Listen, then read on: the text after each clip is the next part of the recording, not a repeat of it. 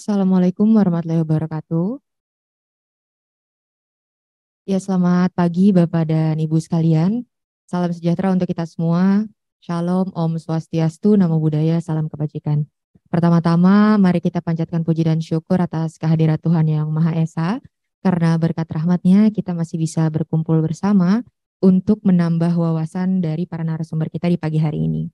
Selain itu, kami juga ingin mengucapkan terima kasih atas ketersediaan Bapak dan Ibu sekalian yang telah berkenan untuk berpartisipasi dalam kegiatan seminar dan juga webinar kali ini yang bertajuk Implementasi Pelaporan Limbah B3 melalui Siraja 2022 yang diadakan oleh Surya Cipta bersama dengan Arah Environmental Indonesia dan juga Kementerian Lingkungan Hidup dan Kehutanan atau KLHK. Baik secara hybrid, yakni offline di Gedung The Manor Surya Cipta Square dan juga online melalui platform Zoom. Sebelum kita memulai acara, izinkan saya memperkenalkan diri terlebih dahulu. Saya Rida Gita Pangestu dari Surya Cipta sebagai MC dan juga moderator yang akan memandu acara pada pagi hari ini. Serta izinkan saya juga untuk memperkenalkan terlebih dahulu para narasumber kita di pagi hari ini. Yang terhormat Bapak Tony Lubis selaku Manager of Hazardous Waste Management and Consultancy dari Arah Environmental Indonesia. Yang terhormat Bapak Hari Ahmad Fakri selaku pengendali dampak lingkungan ahli muda Kementerian Lingkungan Hidup dan Kehutanan, dan juga yang terhormat Bapak dan Ibu peserta webinar yang telah hadir baik secara offline maupun online. Baik, seperti yang kita ketahui bahwa kewajiban pelaporan lingkungan hidup ini sebenarnya telah diberlakukan sejak lama ya Bapak dan Ibu.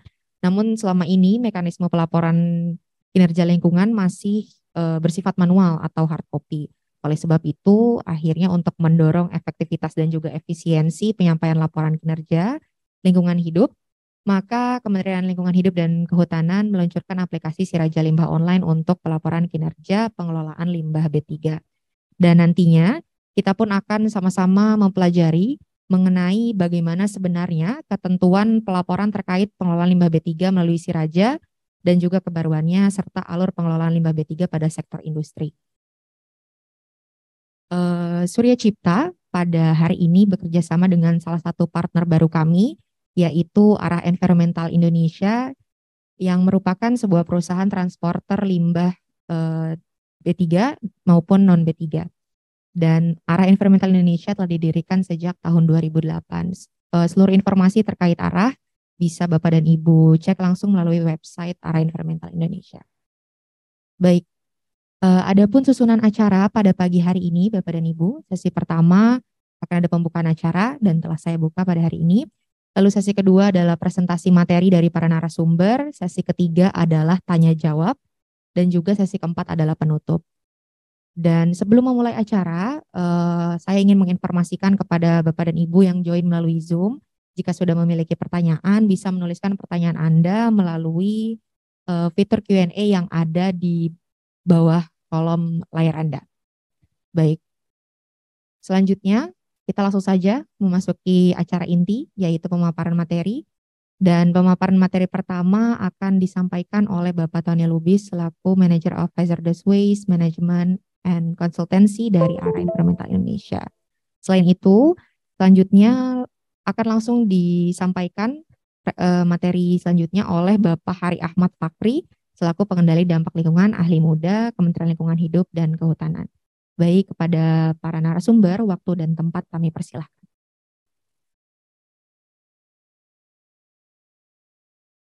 Baik, bismillahirrahmanirrahim. Assalamualaikum warahmatullahi wabarakatuh.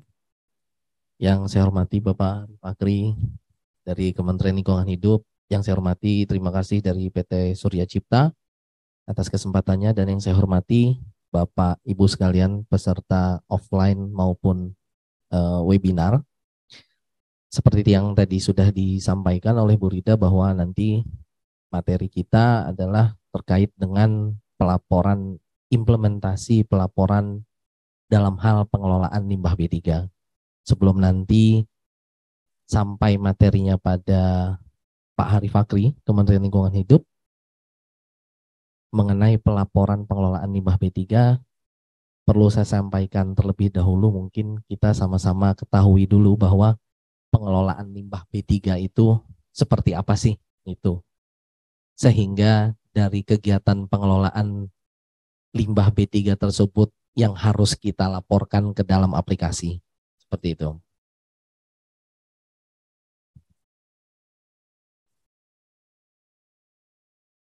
Oke. Baik. Bicara tentang pengelolaan limbah B3. Apa itu pengelolaan limbah B3? Jadi kalau kita membahas tentang pengelolaan, konsep pengelolaan, itu kita tidak hanya berbicara terhadap penyerahan limbah B3-nya saja, tapi kita juga berbicara tentang pengurangan, penyimpanan, pengumpulan, pengangkutan, pemanfaatan, sampai dengan pengelolaan atau penimbunan limbah B3. Jadi kalau bicara pengurangan, kita apa yang bisa kita lakukan dalam hal melakukan pengurangan limbah B3? Banyak. Seperti tidak mencampurkan, contohnya, tidak mencampurkan yang sebenarnya bukan limbah B3 dicampurkan dengan limbah B3. Seperti contohnya kalau kita nih di depan meja kita, Bapak Ibu, kita punya eh, botol air mineral. Pada prinsipnya ini bukan limbah B3, tapi kalau kita masukkan oli di dalamnya, ini akan menjadi limbah B3 juga. Limbah yang sudah terkontaminasi B3. Seperti itu. Sehingga dalam prinsip pengelolaannya harus dikembalikan kepada prinsip pengelolaan limbah B3. Seperti itu. Jadi ini prinsip pengurangan. Dan juga mungkin bisa menggunakan bahan-bahan yang reusable, digunakan ulang. Sehingga proses pengurangan ini bisa lebih maksimal. Yang kedua adalah penyimpanan. Dalam hal penyimpanan juga terus betul-betul kita perhatikan seperti TPS-nya harus sesuai dengan regulasi yang ada, baik dalam hal penataannya, penyimpanannya, dan juga simbol-simbol karakteristik dan lainnya. Yang berikutnya adalah pengumpulan. Pengumpulan ini lebih kepada perusahaan pengelolanya. Jadi kalau limbah B3 yang dihasilkan oleh penghasil itu, misalnya contoh dari tempat Bapak Ibu, diangkut oleh transporter, dikumpulkan ke satu gudang pengumpulan. Untuk selanjutnya dikirim kepada pemanfaat ataupun dikirim kepada pengolah. Jadi gudang pengumpulan itu adalah biasanya gudang transit. Gudang transit di mana mungkin di satu daerah itu belum ada fasilitas pengolahan atau pemanfaatan. Biasanya dikumpulkan dulu tempat pengumpulan itu dengan skala kecil hingga akhirnya menjadi banyak. Baru kemudian setelah terkumpul, limbah itu dikirim ke pemanfaat ataupun pengolah. Seperti itu. Nah, pengumpulannya juga harus berizin pastinya. Dan pengolahannya juga harus berizin. Lalu kalau berbicara tentang pengelolaan, siapa pelaku pengelola limbah B3? Jadi kalau pelakunya itu adalah penghasil limbah B3-nya sendiri yang pasti. Seperti itu. Yang kedua adalah pengangkut limbah B3-nya. Jadi kalau kita kenal mungkin transporter limbah B3. Yang berikut adalah pengumpulan limbah B3 seperti yang tadi saya sampaikan. Pemanfaat, pengolah, dan penimbun. Ini adalah pelaku pengelola limbah B3. Dan muncul pertanyaan, apakah saya butuh melakukan pengelolaan limbah B3? Jadi kalau berdasarkan peraturan pemerintah Republik Indonesia nomor 22 tahun 2021 tentang penyelenggaraan perlindungan dan pengelolaan lingkungan hidup, bahwa setiap orang yang menghasilkan limbah itu wajib melakukan pengelolaan limbah yang dihasilkan. Mengelolanya seperti apa? Seperti yang tadi saya sampaikan di awal, bahwa pengurangan, penyimpanan, pengumpulan, pengangkutan, pemanfaatan, dan pengolahan. Seperti itu. Bicara tentang penghasil limbah B3 yang sesuai dengan PP 22 tahun 2021. Itu siapa aja? Yang pertama ada rumah tangga. Rumah tangga, ya mungkin kita tidak pernah berpikir bahwa apakah benar rumah ini menghasilkan limbah B3 juga gitu. harus diketahui bahwa rumah kita juga menghasilkan limbah B3 seperti apa contohnya lampu. Lampu TL atau lampu bekas itu merupakan limbah B3 juga. Laptop kalau sudah rusak itu menjadi electronic waste gitu. Dan yang paling sering kita ini temukan adalah yang sehari-hari kemasan bekas apa namanya pencucian untuk kayak untuk nyikat tuh Pak, nyikat lantai itu entah itu Porstek ataupun apa gitu ya, kemasannya itu akan menjadi kemasan limbah B3 seperti itu. Nah, lalu penghasil yang berikutnya adalah siapa? Rumah sakit. Jadi dari seluruh kegiatan rumah sakit itu akan menghasilkan limbah medis.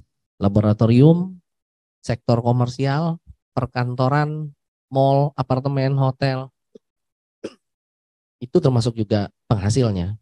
Dan sektor industri, baik itu pabrik dan gudang.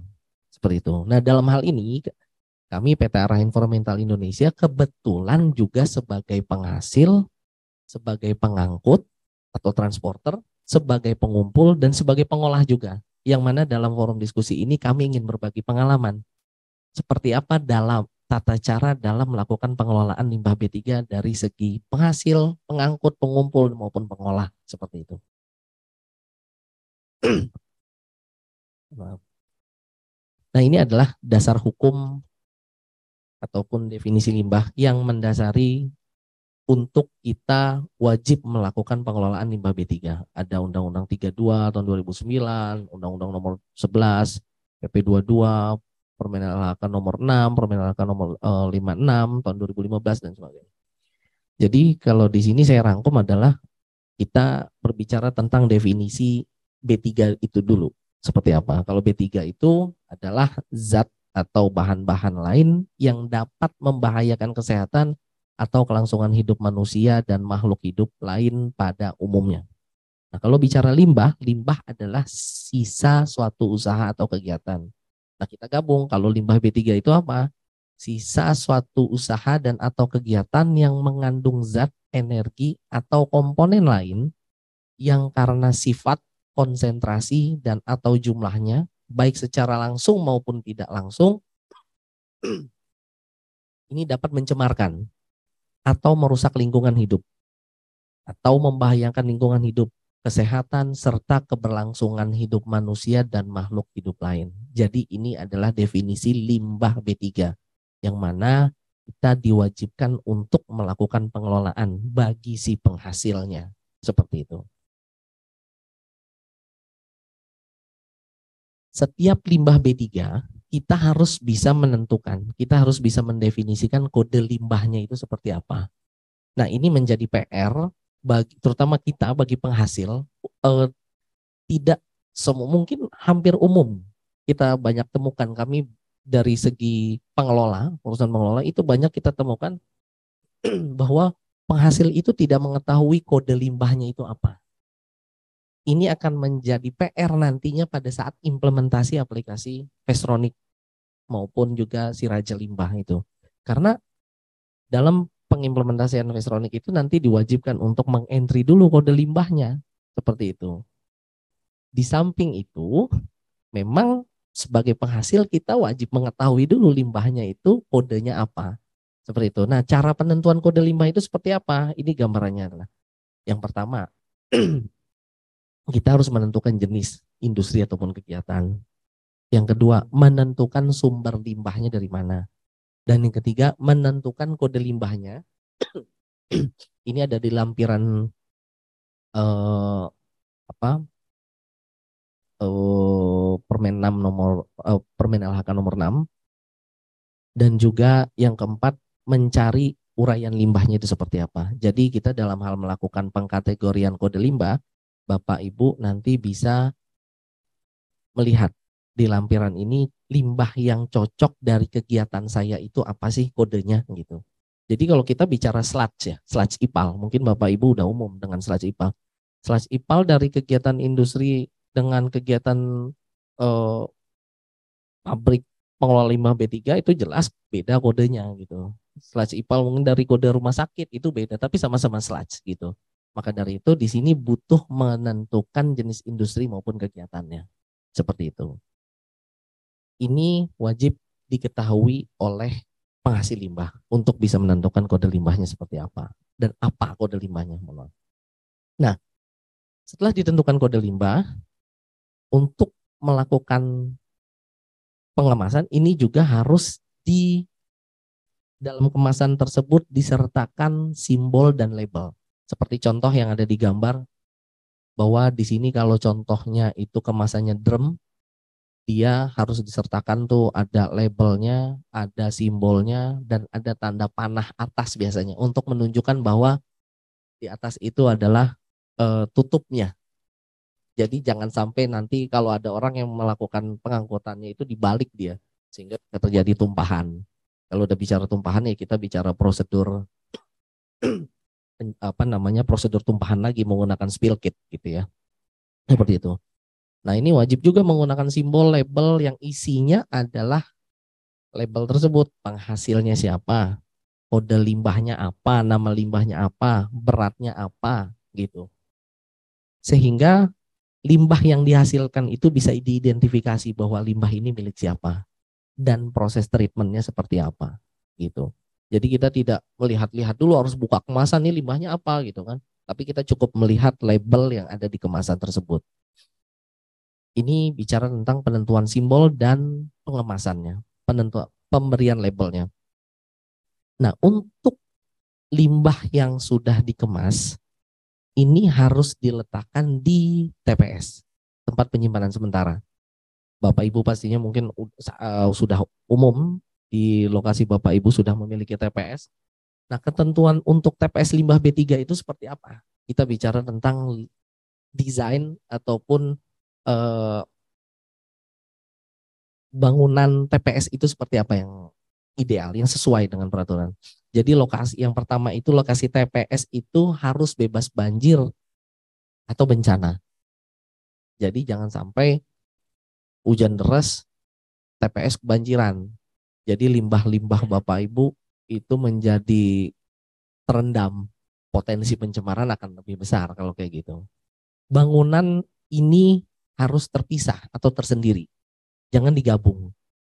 Jadi kalau TPS itu nggak boleh digabung dengan pantry, apalagi pantry ya, itu nggak boleh jelas.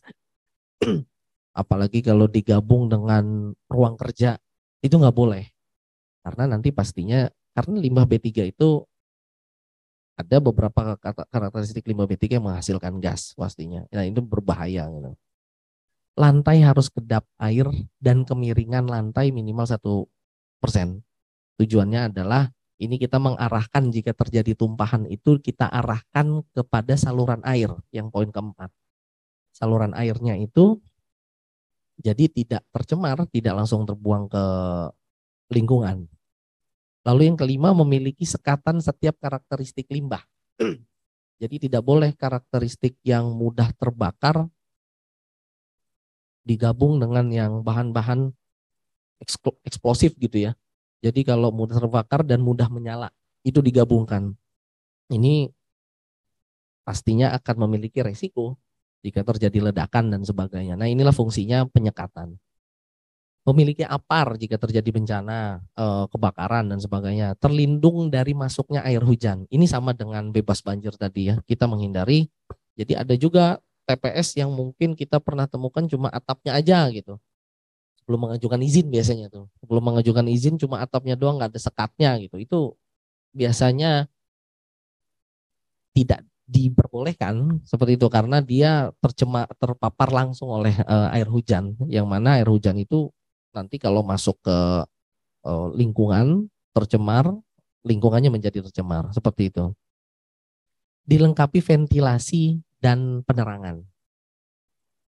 Jadi kalau bisa sirkulasi udaranya di situ tuh lebih bagus seperti itu ya.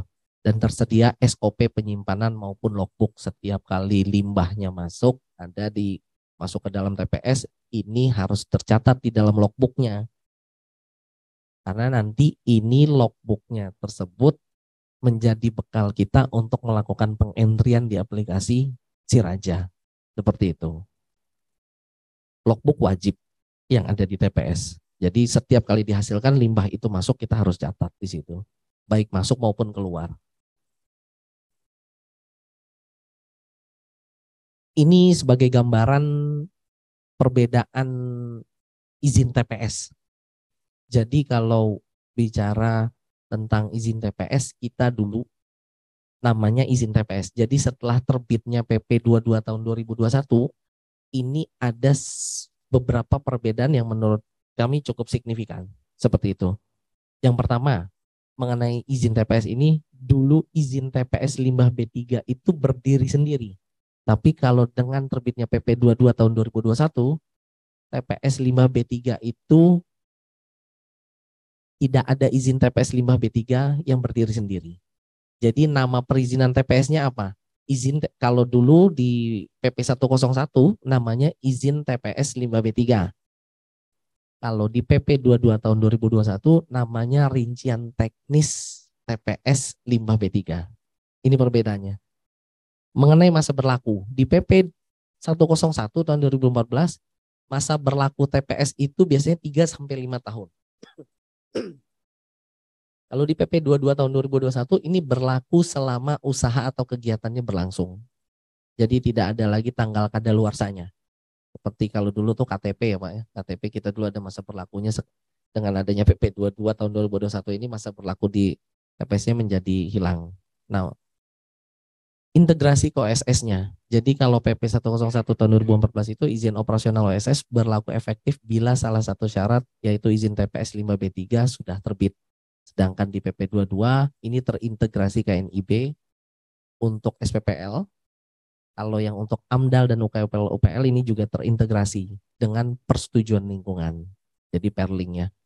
Kewenangan instansinya itu kalau PP 101 itu ini provinsi, kabupaten, kota, sedangkan PP 22 itu berdasarkan instansi penerbit persetujuan lingkungannya. Jadi kalau persetujuan lingkungannya dari mana? Dari provinsi atau dari KLHK gitu ya, dari kota, kabupaten. Itu bergantung kepada penerbitnya. Regulasi terkait persyaratan teknisnya ini berdasarkan PP 101 dan Permen LHK 12 tahun 2020. Kalau yang sebelah kanan PP 22 tahun 2021. Ini adalah gambar dokumen lingkungan yang tadi kalau bicara saya persetujuan lingkungan di sini harus AMDAL, UKL-UPL, ini adalah beberapa definisi terkait dengan AMDAL, UKL-UPL, SPPL, DELH, dan TPLH. Mungkin Bapak dan Ibu sudah banyak yang mengetahui dan paham mengenai ini ya. Terkait dengan penyimpanan. Jadi dalam hal operasional, untuk melakukan pengelolaan limbah B3 juga ditekankan untuk melakukan pemilahan. Karena kenapa? Keberhasilan dalam melakukan pengolahan limbah itu sangat bergantung kepada proses pemilahan di awal. Seperti itu. Jadi proses pemilahan itu contohnya seperti apa? Limbah B3 infeksius, jarum terkontaminasi, farmasi, lampu, oli, kemasan bekas, dan lainnya. Itu jenis berdasarkan jenis. Jadi kalau untuk pemilahan itu harus berdasarkan jenis dan karakteristiknya. Seperti itu.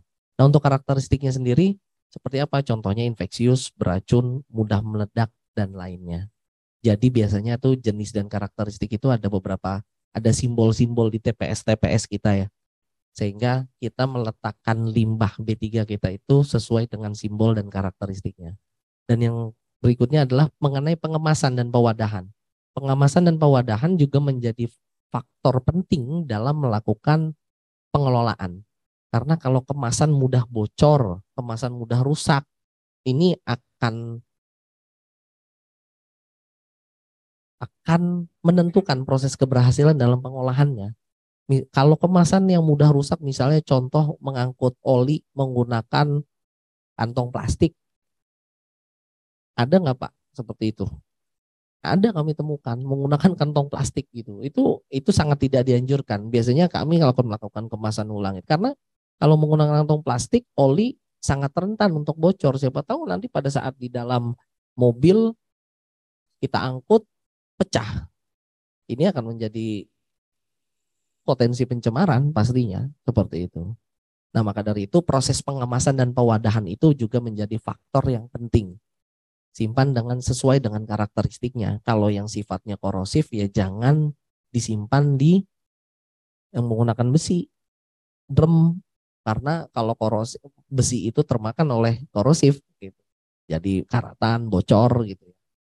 Sebaiknya pakai apa ya? Bahan-bahan seperti PVC gitu ya, plastik gitu. Itu akan lebih aman seperti itu. Itu contohnya. Ini yang berikutnya adalah alur mengenai pengelolaan limbah. Jadi kalau kita bicara dari alur pengelolaan, pasti kita mulai dari penghasil. Apa yang bisa dilakukan oleh penghasil? Seperti yang tadi saya sampaikan di awal adalah yang pertama dilakukan adalah pemilahan. Pemilahan mana itu limbah B3, mana itu limbah non B3, mana yang bisa digunakan ulang mungkin ya, reusable. Ini wajib dilakukan pemilahan. Setelah dilakukan pemilahan, contohnya seperti apa? Kalau di sini kami ada bagi dua, ada limbah B3 medis dan limbah B3 non medis. Seperti itu. Setelah dilakukan pemilahan, ini dilakukan penyimpanan di TPS limbah B3 penghasil. Yang tadi saya sampaikan. TPS yang wajib sudah memiliki izin pastinya. Sudah memiliki izin, karena kalau TPS belum memiliki izin, kita nggak tahu bahwa kaidah-kaidah tentang bangunan TPS itu sudah sesuai atau belum. Seperti yang tadi saya sampaikan, ada gutter, saluran air yang menuju ke IPAL harus, nggak boleh saluran airnya itu menuju ke saluran got di depan gitu ya, itu tidak boleh. Nah itu fungsinya kenapa TPS 5B3 itu harus berizin. Karena dalam pengurusan izin itu nantinya akan dilihat, akan dinilai bahwa TPS ini sudah sesuai atau belum, sudah layak atau belum untuk diterbitkan izinnya, seperti itu. Nah setelah disimpan di TPS, ini akan dilakukan pengangkutan oleh transporter, perusahaan transporter limbah B3. Untuk sebelumnya, sebelum diangkut akan dilakukan penimbangan dulu. Nah penimbangan tadi yang nantinya biasanya juga akan kita masukkan ke dalam aplikasi Vestronic ya, seperti itu. Lalu dilakukan pencatatan di aplikasi Vestronic, dikirim ke TPS pengelola atau pengumpul, seperti itu. Setelah dilakukan pengumpulan dengan skema banyak, dilakukan pengangkutan lagi ke perusahaan pengolah, pemanfaat atau penimbun. Nah, disinilah limbah B3-nya dilakukan treatment, baik itu dengan metode insinerasi ataupun dengan pemanfaatan sebagainya dan sebagainya, proses-proses pengelolaan atau pengolahan limbah B3. Seperti itu. Ini adalah alurnya. Dan ini masih juga terhadap alur, gambaran terhadap operasionalnya. Contohnya, kalau yang pertama itu contoh untuk melakukan pemilahan. Pemilahan limbah B3 di perkantoran biasanya seperti itu. Limbah harus dipilah dulu dengan skala kecil sebelum masuk ke TPS. Di gambar yang kedua adalah limbah yang setelah terpilah dimasukkan ke dalam TPS. Setelah masuk ke TPS dicatat di logbook. Untuk bahan kita mengentrikan ke dalam aplikasi Siraja atau Vestronic. Setelah itu dilakukan pengangkutan oleh transporter. Transporter sendiri juga harus memiliki izin yang jelas dari Kementerian Lingkungan Hidup. Rekomendasinya dari Kementerian Perhubungan. Kenapa? Ya karena memang itu menjadi satu persyaratan yang wajib. Transporter itu sudah memiliki izin. Untuk berikutnya dilakukan proses pengolahan. Contoh kalau dari gambar yang ada di sini adalah proses insinerasi hingga akhirnya kita mendapatkan manifest bukti pengelolaan, yang mana untuk saat ini pengelolaan itu kita bukti pengelolaan adalah menggunakan aplikasi Vestronic. Jadi kita bisa mengakses melalui web base ya aplikasinya, seperti itu. Mengenai Vestronic, nanti pastinya Pak Hari Fakri lebih banyak menjelaskan. Ini gambaran dokumennya, yang mana kolom pertama itu isiannya adalah milik penghasil, kolom kedua milik transporter, dan kolom ketiga adalah milik penerima. Penerima itu bisa pengumpul, pengolah, pemanfaat, dan penimbun. Itu penerima. Jadi endingnya di situ. Baik, kenapa penting memilih transporter yang berizin karena dalam hal melakukan pengelolaan limbah B3 itu tidak bisa sembarangan. Driver harus memiliki sertifikat dalam melakukan safety driving, dalam melakukan pengemasan, dalam melakukan pengangkutan, itu juga harus ada. Pengalaman juga menjadi penting karena pengalaman ini akan memberikan pelajaran bagi perusahaan tersebut untuk bisa melakukan pengelolaannya itu dengan benar.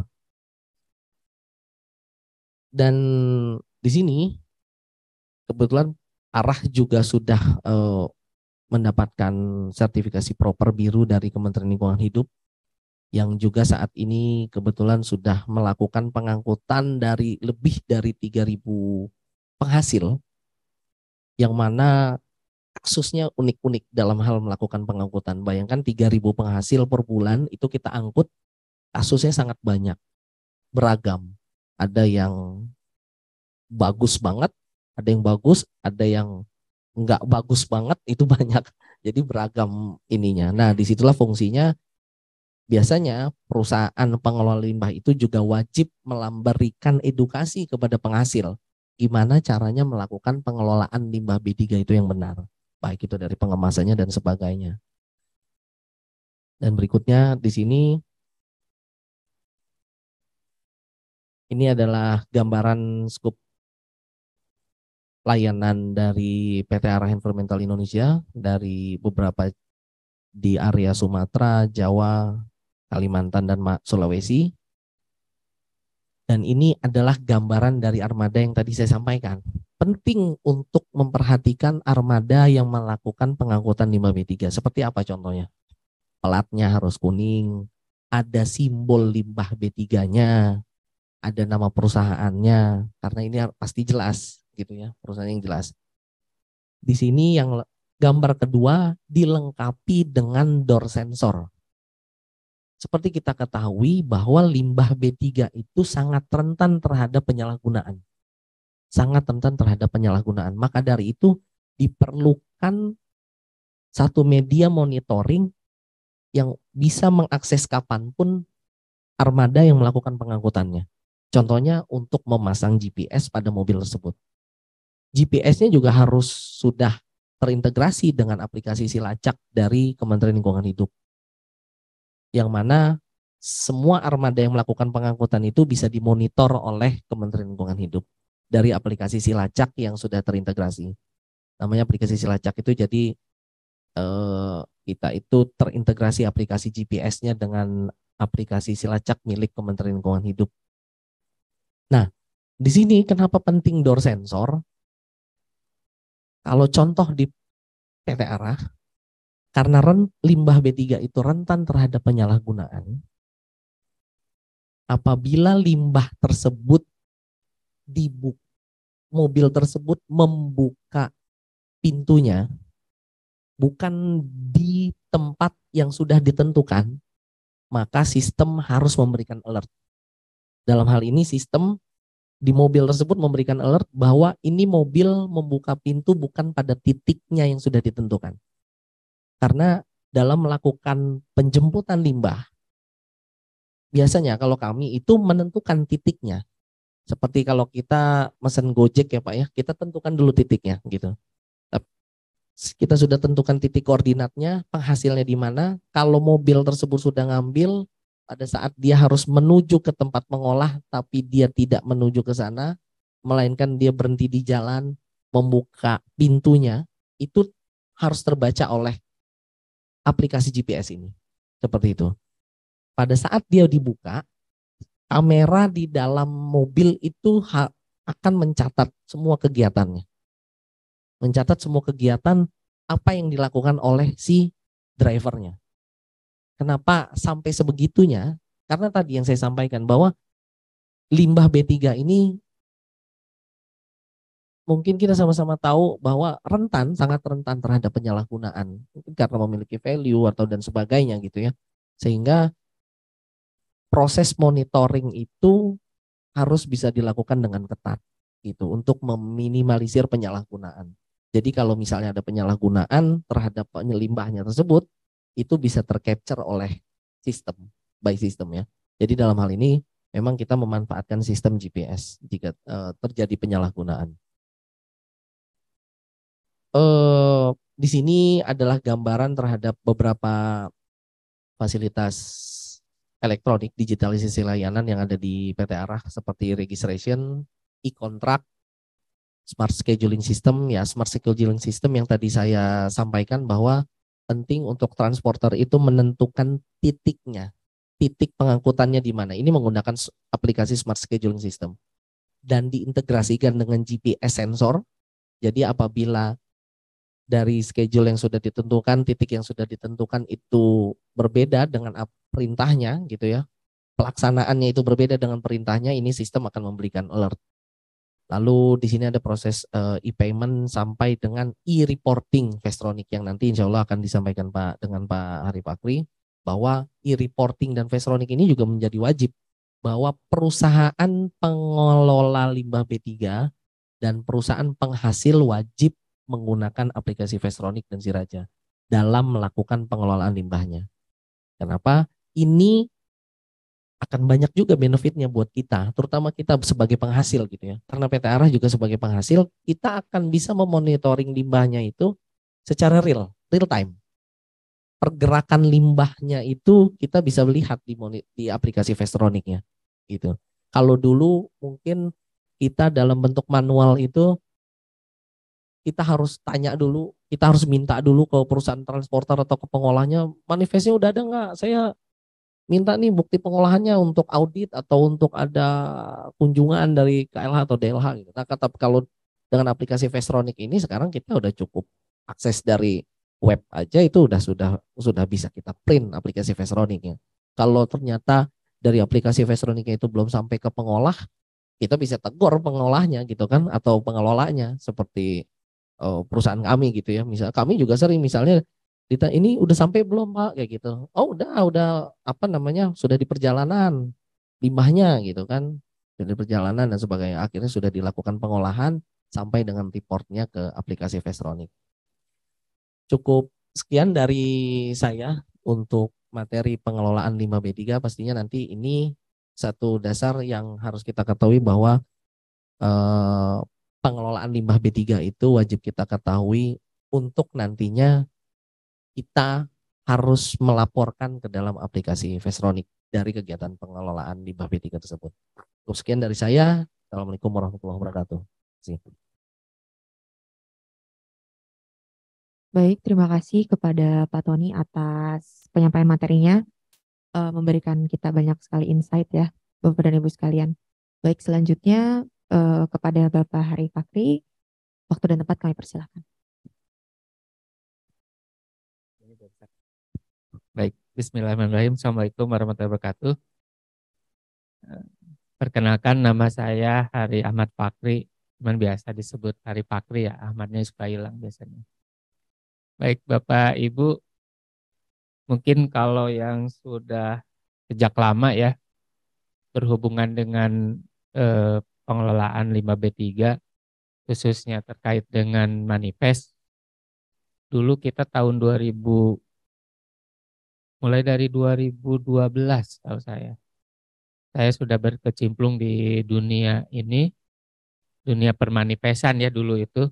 Jadi di mana dulu itu manifest tuh benar-benar pertamanya itu kan manual. Pada saat saya gabung di KLHK itu 2009 2010, dulu itu launching pertama kali itu online dulu tuh pernah. Tetapi sistemnya down karena saat itu ya belum sanggup lah ya kita teknologi saat itu dengan jumlah manifest. Amerika pun setahu saya tuh masih wacana juga, masih uji coba juga terkait online karena memang membutuhkan server yang besar. Kemudian 2012 kalau yang masih ingat mungkin kita launching yang namanya barcode ya, masih ingat kan ya. Kalau yang dulunya sering itu kita pasti pakai barcode. Kemudian dilanjut 2014 kita trial Vestronic berbarengan juga dengan Siraja waktu itu dengan dua aplikasi yang berbeda. Kemudian di tahun 2020-2021 mulai dilakukan integrasi. Nah, kenapa kita lakukan seperti itu? Sebetulnya ada niat baik dari pemerintah bahwa penghasil ini jangan sampai terbuai rayuan para pengangkut atau jasa yang seringkali mengatasnamakan bahwa mereka sudah punya izin dan sebagainya. Pada kenyataannya itu tidak ada izin dan pada kenyataannya limbah B3-nya tidak dikelola. Oleh karena itu sebetulnya niat baik pemerintah itu adalah untuk memastikan bahwa yang pertama limbah B3-nya sudah dikelola sesuai dengan peraturan. Kemudian yang kedua telah dilaporkan kepada pemerintah karena ada kewajiban untuk melaporkan. Dan kemudian yang ketiga itu adalah untuk sebenarnya melindungi juga dari penghasil yang telah melakukan pengelolaan limbah B3. Sebenarnya niatnya udah baik, jadi udah bayar misalkan ke pengangkut atau ke pengelolanya. Tetapi karena buktinya tidak ada, biasanya karena saya juga pernah diklat pengawas, segala sesuatu itu harus ada buktinya. Dan bukti itu adalah berupa manifest. Jadi kalau manifestnya nggak ada, laporannya nggak ada, maka dianggap tidak taat. Padahal posisinya saat itu penghasil itu sudah melakukan pengelolaan. Baik, pada kesempatan ini saya akan coba untuk menyampaikan, kita coba untuk melihat lagi si Raja, kemudian Pestonik ya. Mungkin agak lebih detail, mudah-mudahan waktunya kita cukup.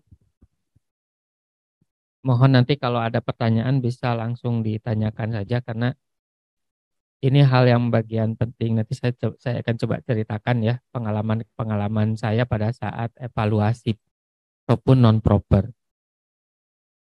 Nah, ini adalah pengenalan aplikasi kita, tadi sudah disampaikan. Ada si Raja, si Ratu, si Sultan, Pestonik, dan si Lacak. Si Raja ini memang untuk pelaporan, si Ratu ini memang aplikasi khusus ya untuk nantinya proper, bagi yang ikut proper. Kemudian kalau si Sultan ini untuk konsultasi. Jadi kalau Bapak Ibu yang punya akun si Raja atau Simple ini bisa menggunakan si Sultan untuk menanyakan kepada kita terkait hal-hal pengelolaan limbah B3. Nah itu saat ini kami sudah ada timnya yang bertugas tiap hari, sudah dibentuk tim. Kemudian Pestonik ini adalah manifest elektronik. Ini perlu diketahui Bapak Ibu, kalau saat ini Bapak Ibu masih menggunakan manifest manual, segera tinggalkan dan harus beralih kepada manifest elektronik. Kenapa? Karena sejak Agustus 2021 itu sudah dilarang lagi manifest manual. Jadi kalau ada yang menggunakan manifest manual itu dinyatakan tidak legal, tidak sah, tidak taat aturan. Kalaupun ada Gakum nanti bertanya, ataupun pihak-pihak tertentu, ataupun di pengadilan, kalau ada sengketa ataupun ada kasus, pasti tidak diakui. Kenapa menurut peraturan? Karena sudah tidak ada lagi manifest manual. Oleh karena itu, Bapak Ibu diminta untuk segera menyampaikan kepada pengangkutnya bahwa Bapak Ibu tidak mau lagi menggunakan manual. Kenapa? Karena tetap terlibat nanti. Dan rugi gitu, udah bayar, udah apa, tapi manifestnya masih manual. Kemudian yang satu lagi tadi si Lacak ini untuk melacak pergerakan limbah B3. Nah hal ini sebetulnya kalau penghasilnya yang benar-benar ingin mengetahui apakah limbah B3-nya yakin sudah sampai di tujuan, sebetulnya bisa meminta kepada pengangkut untuk meminta recording perjalanan. Yang sebetulnya dapat disediakan oleh pengangkut itu, karena kalau pengangkutnya bilang oh nggak mau, nggak ada, itu patut dicurigai. Kenapa? Karena setiap pengangkutan wajib disertai dengan GPS tracking. Jadi si alat angkutnya harus dipasang GPS tracking. Oleh karena itu untuk meyakinkan Bapak Ibu dapat sebetulnya menanyakan kepada pengangkut untuk melihat pergerakan pengangkutannya. Nah ini adalah integrasinya, ini adalah proses tahapannya, bahwa pelaporan dari pengelolaan limbah B3 ini dan operasional pengelolaan limbah B3 dilakukan secara daring atau online. Yang pertama itu adalah posisi pengirim limbah B3. Pengirim limbah B3 dalam hal ini mungkin di sini adalah penghasil ya. Itu yang pertama adalah mengisi data limbah pada aplikasi pelaporan atau di si Raja. kemudian nanti mengirim data untuk perencanaan pengangkutan. Nah, nanti pengangkut itu akan membuat draft Pestonic. Draft Pestonic ini nanti akan mengisi data pengirim, kemudian mengisi data penerima limbah, walaupun sebetulnya sudah ada di dalam draftnya di awal karena sudah ditentukan di si penghasil. Kemudian nanti pengangkut limbah B3 itu akan melakukan pengisian kode APL-nya untuk kendaraannya sebagai bagian dari GPS tracking. Nah, nanti kemudian pada saat sampai di penerima limbah, itu kemudian penerima limbah akan melakukan proses persetujuan. Nah, sebelum saya lebih ke detail, ini ada banyak kasus.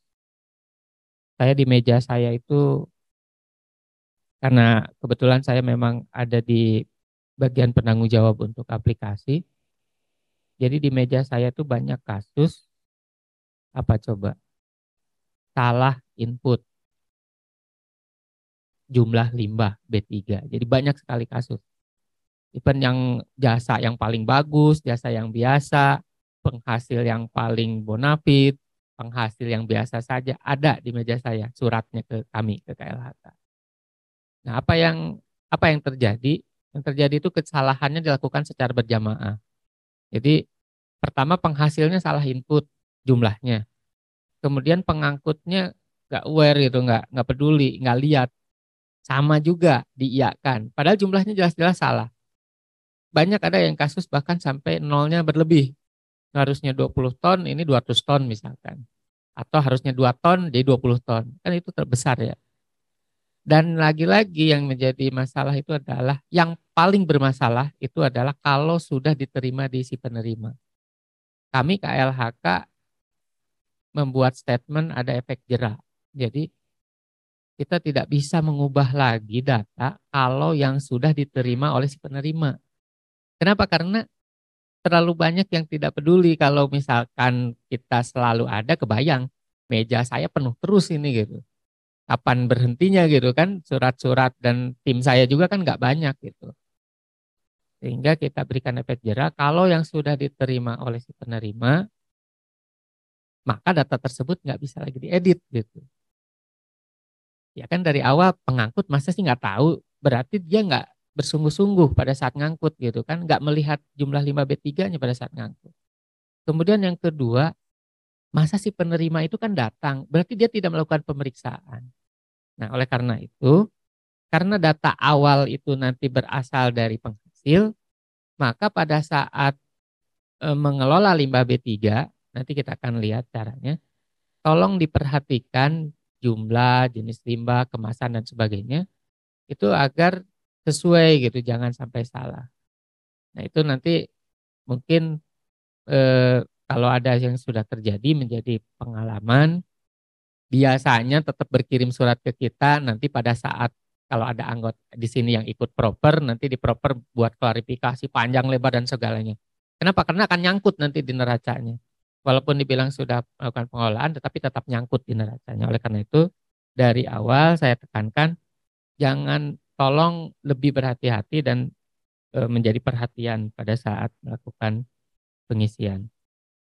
Baik, kita langsung masuk ke si Raja. Bapak Ibu, untuk mendapatkan akun si Raja, kalau dulu mungkin kita menerbitkan akun ya si Raja, tapi semenjak 2022 ini kita tutup untuk memberikan akun si Raja. Jadi saat ini semua terintegrasi, dari awal memang sudah terintegrasi, cuman dulu itu sempat di si Raja dibuat akun juga, di Simple buat akun juga. Tapi sekarang full semua wajib menggunakan akun Simple. Jadi nanti Bapak Ibu yang saat ini kalau belum memiliki akun dapat melakukan sign up atau pendaftarannya di Simple, di simple.menlhk.go.id. Mohon maaf salah ya, harusnya Simple bukan Simple. Kalau ini Simple ya, harusnya Simple. Oh, memang enggak Pak, memang gambarnya itu. Tadi saya belum masuk secara online ya Pak, biar cepat saja. Tapi nanti saya tunjukkan secara online seperti apa. Kurang lebih seperti ini gambaran dari loginnya. Jadi untuk masuk ke si Raja itu ada dua, bisa melalui simple atau melalui si Rajanya langsung di plb3.menlhk.go.id. Gunakan username dan password atau nama pengguna dan kata sandi yang sudah diberikan.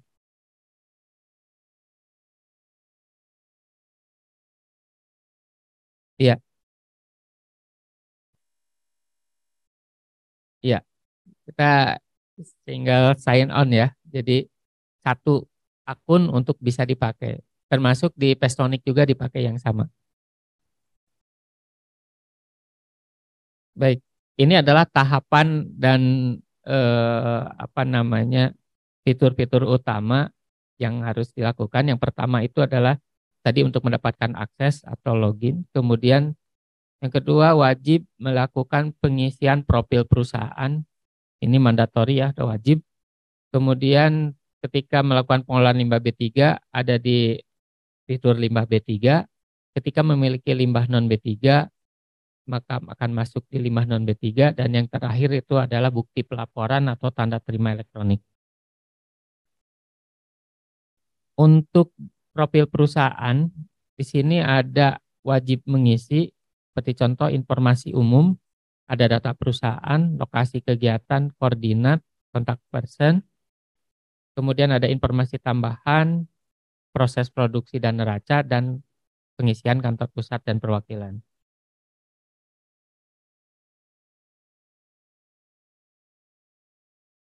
Untuk tahapan pengelolaan limbah B3, di sini ada wajib yang pertama itu mengisi perizinan atau rincian teknis ya, tadi sudah disampaikan sekarang bentuknya, ataupun persetujuan teknis bagi yang memiliki kegiatan selain penyimpanan.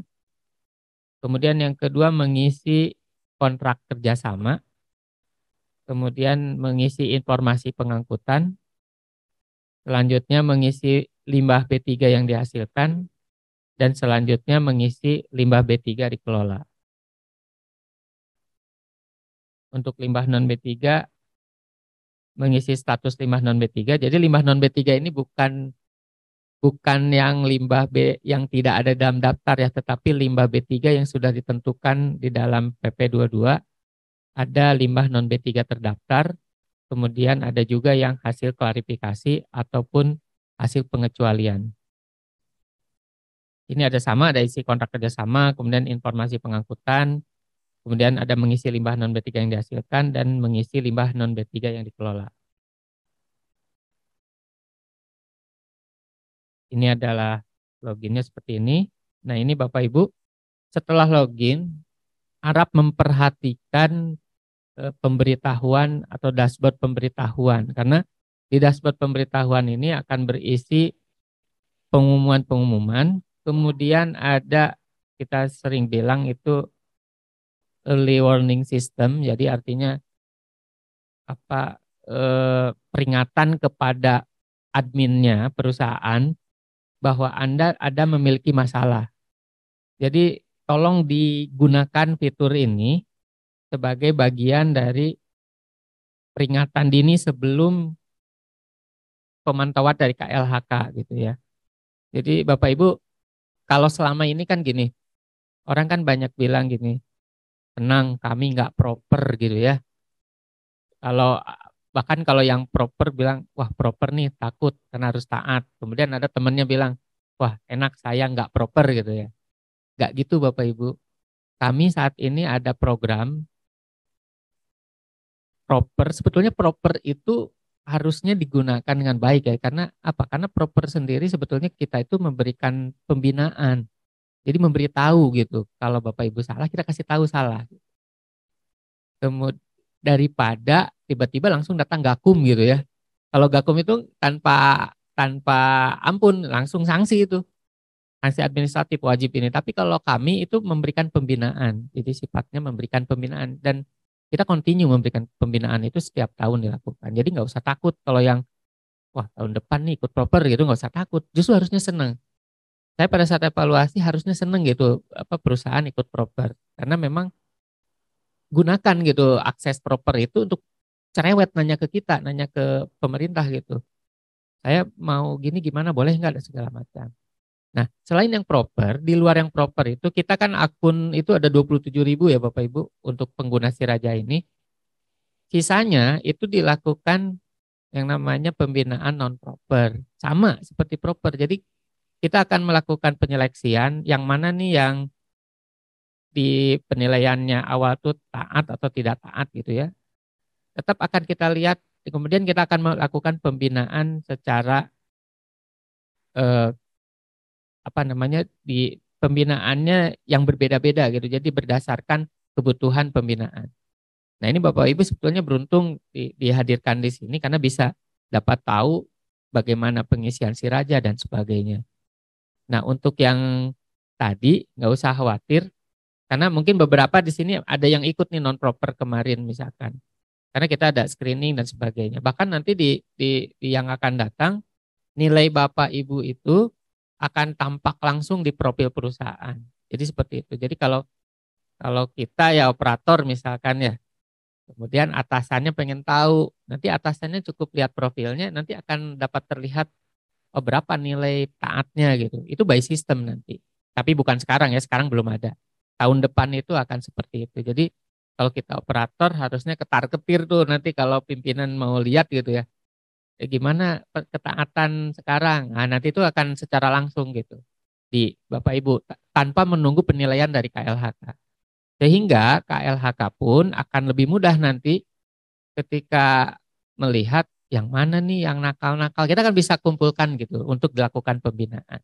Nah, sebelum dilakukan itu, maka lebih baik kita perbaiki pengisian pelaporan. Nah, early warning system ini digunakan untuk memberitahu Bapak dan Ibu ada hal yang tidak taat gitu. Contohnya yang ini nih, yang kuning-kuning nih. Masa simpannya expired, artinya apa? Artinya udah melebihi masa simpan. Nah, ini tuh ada di semua dashboard Bapak Ibu tuh ada. Kalau kalau ada, salah saya pernyataannya ya. Ini di semua Bapak Ibu belum tentu ada. Kalau ada berarti bermasalah semua yang hadir di sini kan. Karena harusnya nggak ada, harusnya kosong. Jadi nggak ada lagi apa pemberitahuan seperti ini. Kemudian ini adalah setelah kita close yang dashboard tadi, ini adalah tampilan pertama. Tampilan pertama ini menunjukkan sebetulnya rekapitulasi pengelolaan limbah B3. Nah, ini nanti sebetulnya saya mohon maaf atas nama tim, kami masih sedang memperbaiki formulasi rumusnya karena seringkali terjadi bahwa perusahaan sudah melakukan pengelolaan limbah B3 semuanya, tapi kok masih nyangkut gitu ya. Suka ada seperti itu. Nah, itu mungkin kami sedang memperbaiki hal tersebut, jadi masih ada bugs tertentu sehingga tidak sesuai dengan kenyataan. Di datanya sudah rapi, neracanya sudah clear semua, tetapi pada saat rekapitulasi kok masih nyangkut seperti itu. Nah, ini memang masih kami perbaiki saat ini. Ini tadi contohnya untuk yang rekapitulasi. Nah, ini adalah informasi umum tadi yang wajib diisi. Ini ada tanda bintang itu wajib diisi. Wajib diisi.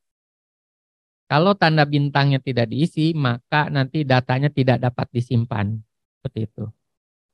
Kemudian ada, ini adalah data perusahaan seperti itu. Kemudian lokasi kegiatan. Kemudian ini adalah koordinat.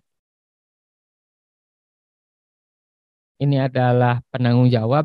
Bapak Ibu, penanggung jawab ini mohon diisi ya, apabila ada diganti orangnya, maka tolong diganti juga. Ini penting sekali. Kenapa? Karena kalau ada apa-apa, kami pasti menghubungi kontak person atau penanggung jawab yang berada di dalam sistem ini. Jadi kalau diganti orangnya, kemudian kalau berbeda atau sudah resign dan sebagainya, mohon segera diganti. Ini adalah informasi tambahan. Informasi tambahan ini penting sekali supaya kami bisa melihat seperti apa namanya pola bisnis dan pola kegiatan dari setiap penghasil limbah B3. Apabila ada hal yang tidak perlu diisi, nggak apa-apa, nggak perlu diisi kalau tidak relevan ya. Baik, nah profil perusahaan ini mandatori untuk dilengkapi, untuk diisi.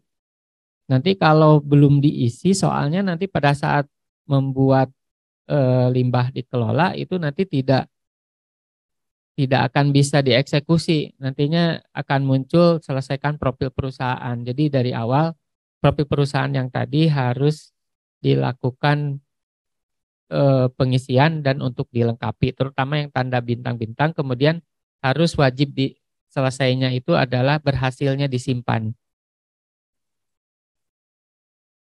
Baik, kemudian selanjutnya adalah pada saat tahap pengelolaan limbah B3. Tadi sudah disampaikan bahwa tahap pertama itu adalah untuk melakukan pengisian perizinan atau dokumen teknis. Nah, pengisian perizinan atau dokumen teknis yang pertama mungkin yang wajib dilakukan penghasil itu kan pasti semua memiliki tempat penyimpanan limbah B3 atau istilahnya itu TPS ya.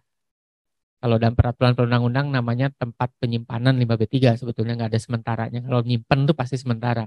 Kalau selamanya itu ditimbun namanya.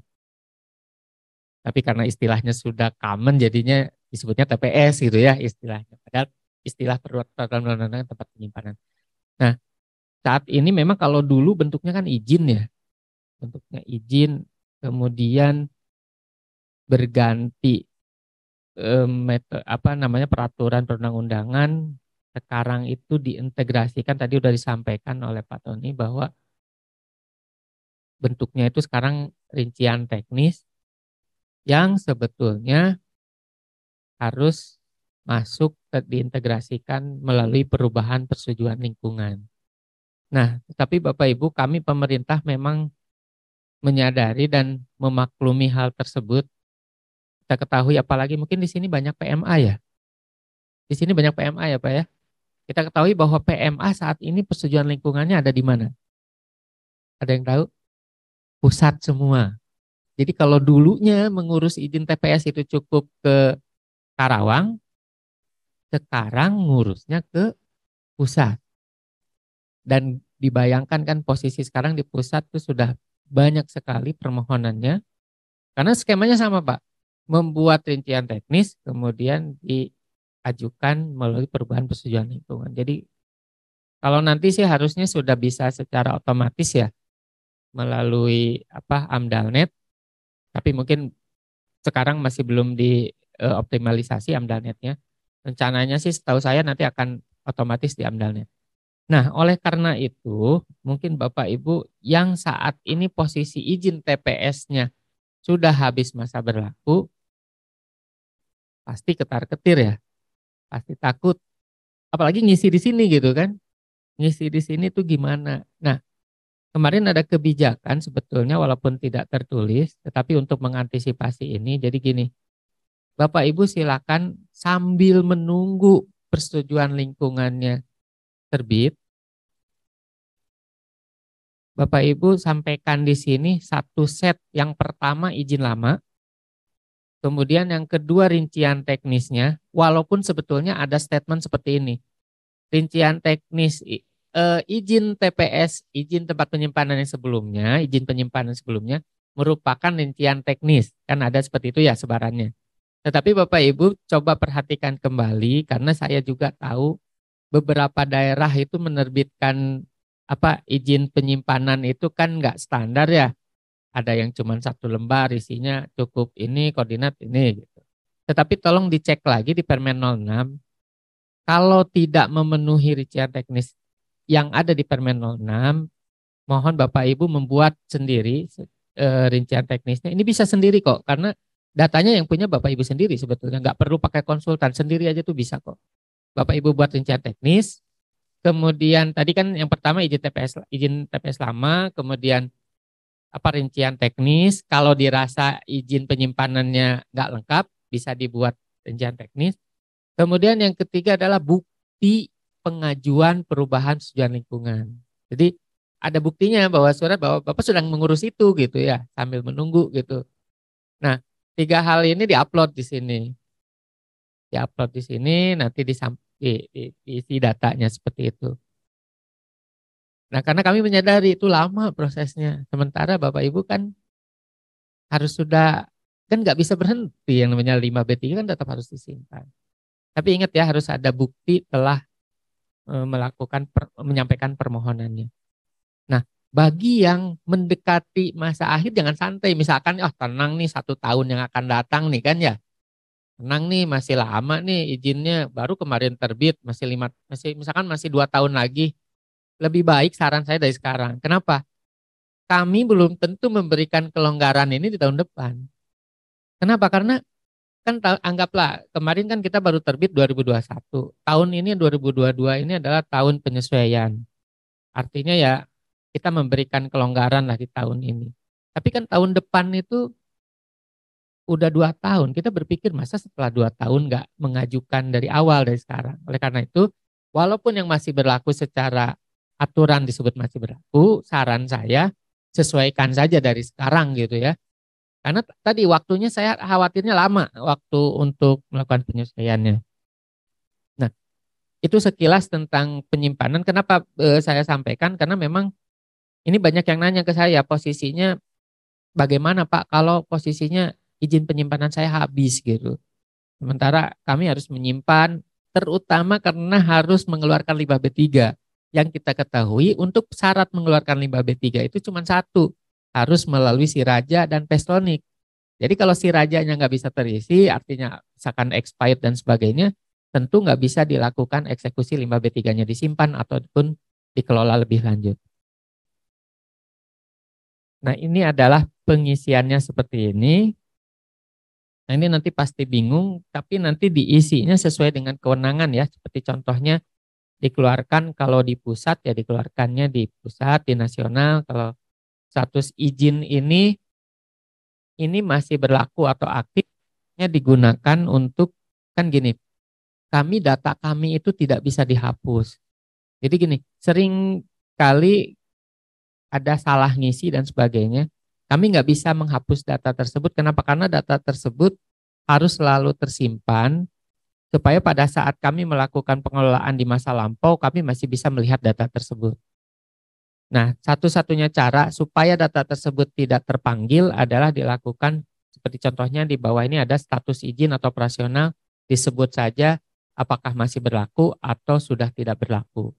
Kalau dinyatakan sudah tidak berlaku, maka izin ini tidak akan terpanggil. Terutama ini untuk penilaian-penilaian ya. Karena seringkali gini pada saat penilaian proper misalkan data lama tetap terpanggil karena di bawahnya status izinnya masih tetap berlaku gitu.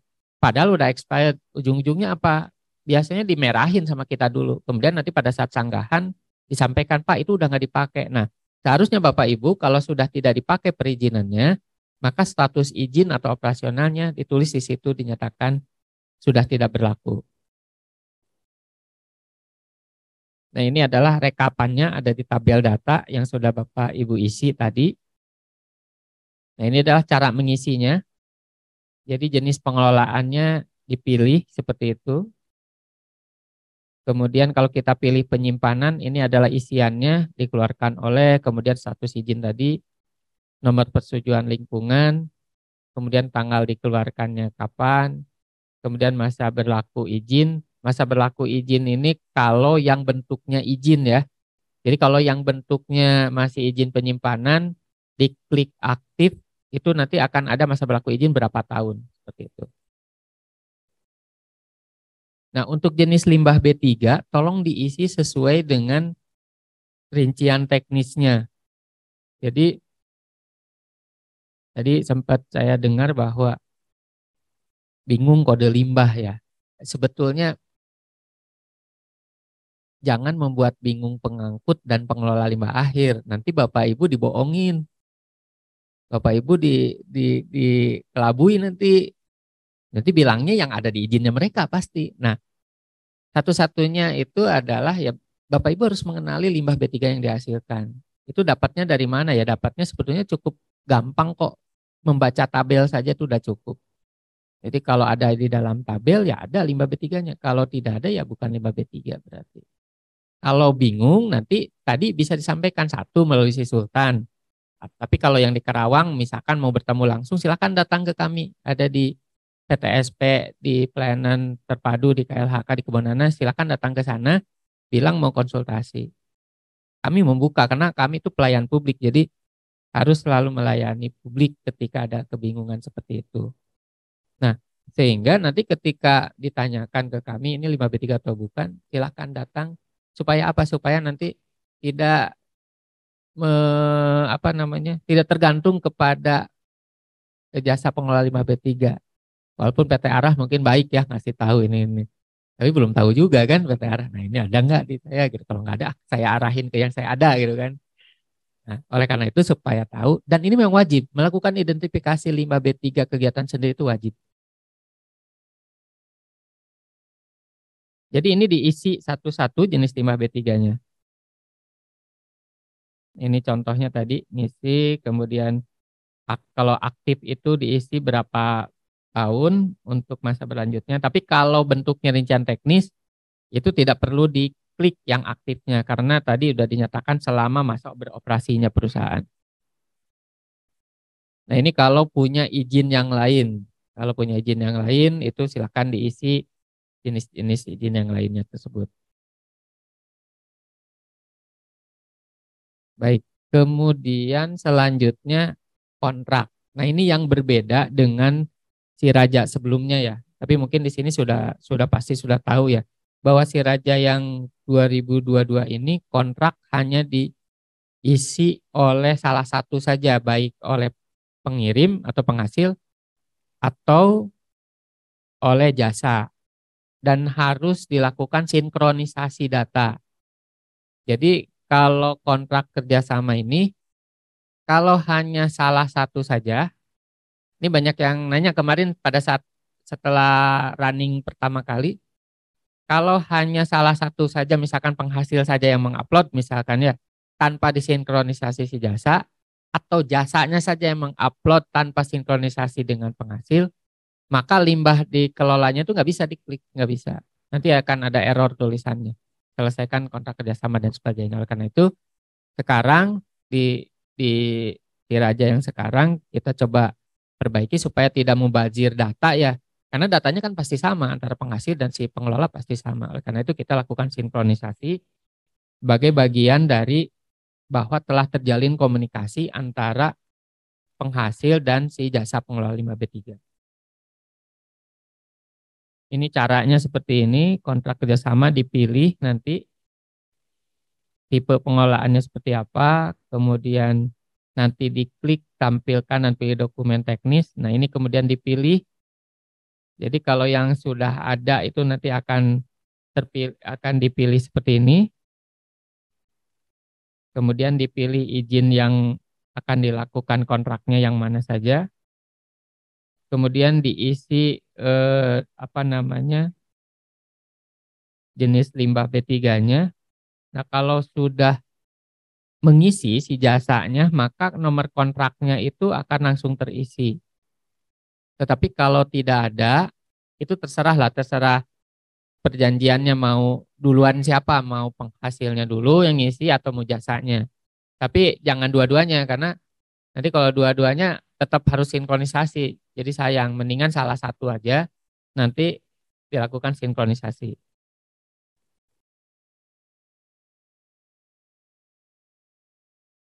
Boleh langsung tanya jawab nggak? Karena bagian ini mungkin banyak yang ditanya atau sudah melakukan ini. Boleh tanya jawab, Bu? Maksudnya biar nggak kejauhan bagian yang ini soalnya agak ini.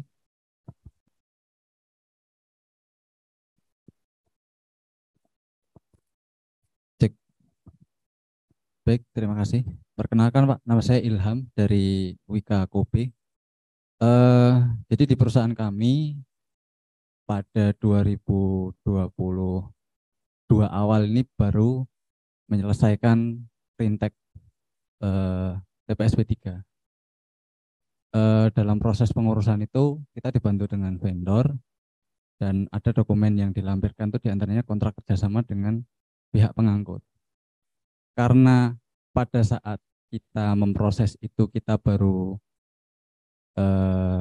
approval penawaran harga, artinya belum terjalin kontrak, itu yang kita lampirkan sebagai bukti kerjasama.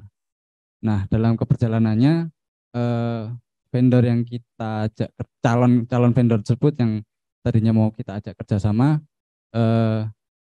kita menilainya lambat dalam apa namanya ya, kita minta data untuk izin-izinnya, kita juga ada kendala, slow respon lah intinya. Terus kita coba review dengan pihak manajemen untuk mencoba alternatif pihak pengangkut yang lain. Nah, akhirnya kita sudah sepakat dengan salah satu pihak pengangkut. Nah, apakah ini menjadi permasalahan? Artinya apakah Rintek tadi perlu direvisi kembali atau tidak, atau selama itu bisa misalkan kita sudah kontrak kerjasama dengan pihak yang sudah kita sepakati, itu kita input di Siraja, itu sudah cukup atau seperti apa, Pak? Mungkin itu, Pak. Terima kasih. Baik, terima kasih, Pak. Sebetulnya kalau Rintek itu tidak terkait dengan jasa pengelolaan 5B3 ya. Sama sekali tidak, karena Rintek sendiri sebetulnya rincian teknis penyimpanan.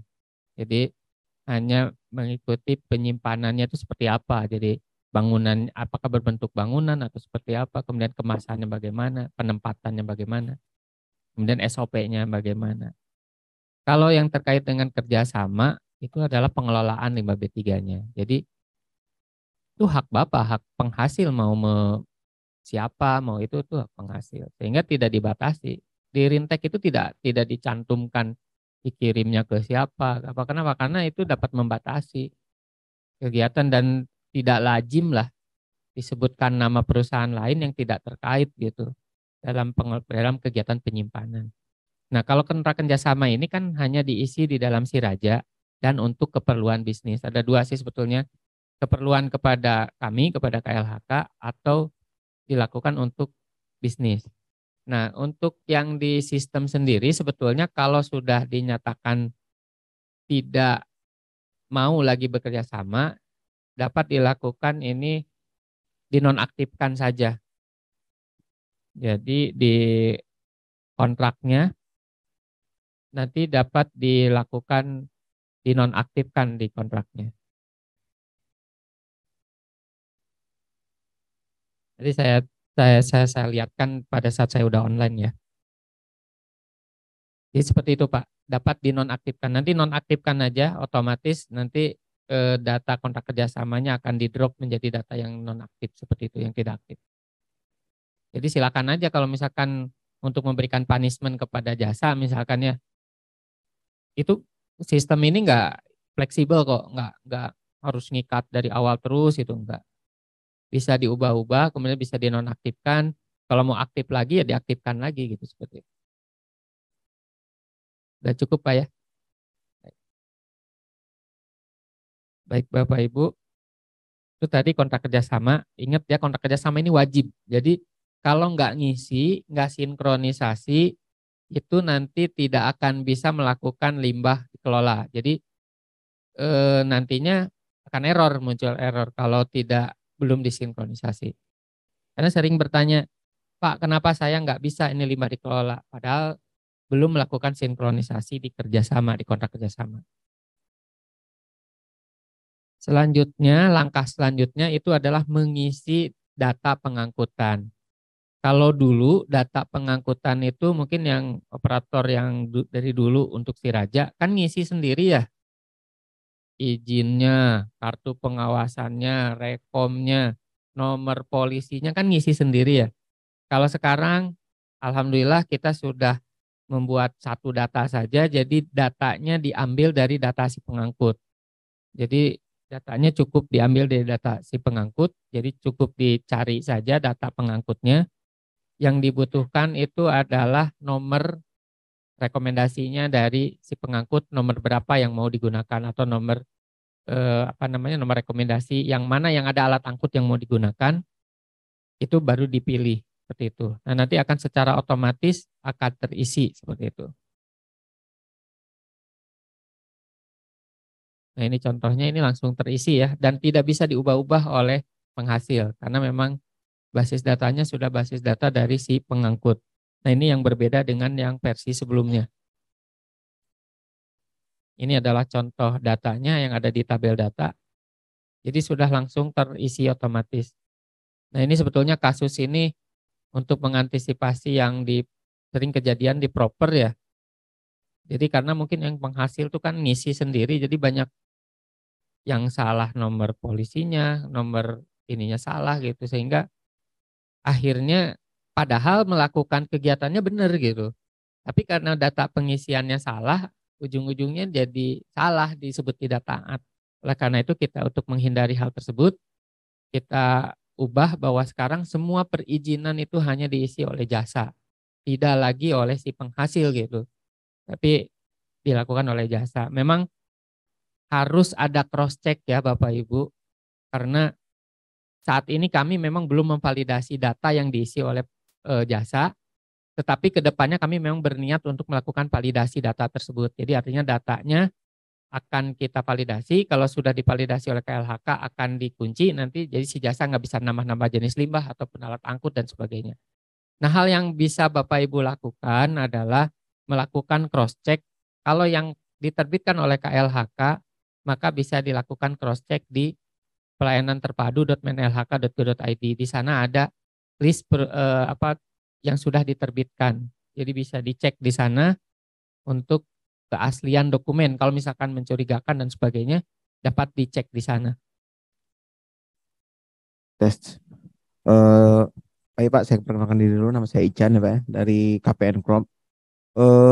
Yang saya ingin tanyakan Pak tadi itu kan kalau untuk identifikasi limbah yang Bapak tanyakan tadi ialah untuk rintek. Jadi itu kan kita ada identifikasi limbah, misalnya ada beberapa jenis limbah lah, misalnya ada 10 atau 15 limbah.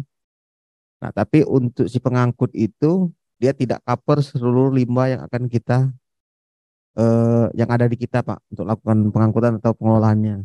Itu bisa nggak Pak? Kita ada beberapa transporter atau pengolah itu untuk masukkan di situ Pak, atau cukup satu saja Pak? Jadi seperti apa itu Pak? Baik Pak, bisa Pak. Kalau perusahaan yang besar nih Pak ya, perusahaan yang jangankan yang gitu, yang jenis limbahnya satu aja, itu mereka memiliki satu perusahaan itu kalau jenis limbahnya banyak kan tidak tercover oleh satu pengangkut. Itu bisa Pak, mau 100 juga Bapak bisa. Ya cuman kan resikonya tidak sulit mengendalikan ya, dengan tenan yang lebih banyak itu kan sulit mengendalikan. Jadi ya biasanya sih dipilih yang memang sudah ada jenis limbahnya. Jarang sih yang cuman satu Pak, kecuali yang dihasilkan cuman beberapa jenis saja ya. Tapi kalau banyak jenisnya biasanya lebih dari satu Pak, karena untuk mengcover pengangkut yang banyak jenis limbahnya pun sedikit di yang sekarang yang ada itu. Iya betul Pak. Karena akhirnya seperti yang Bapak sampaikan tadi, diada-adakan itu Pak. Iya Pak, Contoh betul. misalnya kan, kami minta penawaran misalnya, ada 10 penawaran.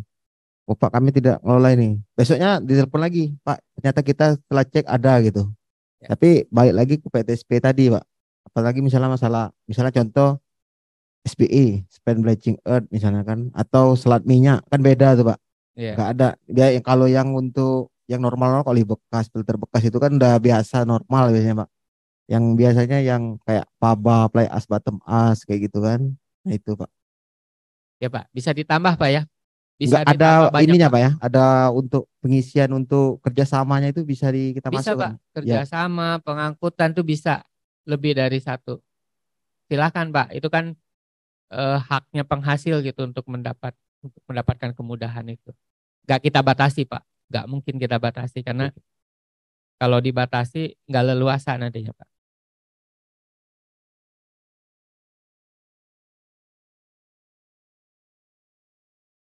Teknisi 90 misalnya Pak ya. Di Personik nggak masalah Pak, kita bikin manifest. Tapi pas evaluasi proper kita ada masalah gitu Pak. Nah, apa aktual, jadi kita pas sanggahan kita diusulkan sekian, kita 180 gitu Pak. Ternyata pas merah bisa di biru gitu Pak. Terus yang kedua Pak, untuk ini kerjasama. Kemarin kita kerjasama di misalnya di Personik kan, misalnya kan kita penghasil sama pengangkut kan mereka yang itu ya, yang satu Pak ya. Ternyata kita pas di Sony nggak masalah yang manifest, ternyata pas proper kita disuruh tripartit ini Pak. Nah kan harus sinkronisasi kata Bapak tadi kan, jadi tripartit. Terus yang ketiga Pak, untuk ini kita kan di pengangkutan ya. Untuk pengangkutan itu kan kita kan masa izinnya ada yang udah apa mati Pak ya. Ternyata pas opsi penghapusan nggak ada Pak. Jadi kita update untuk pengangkut yang kedua izin yang baru jadi numpuk Pak.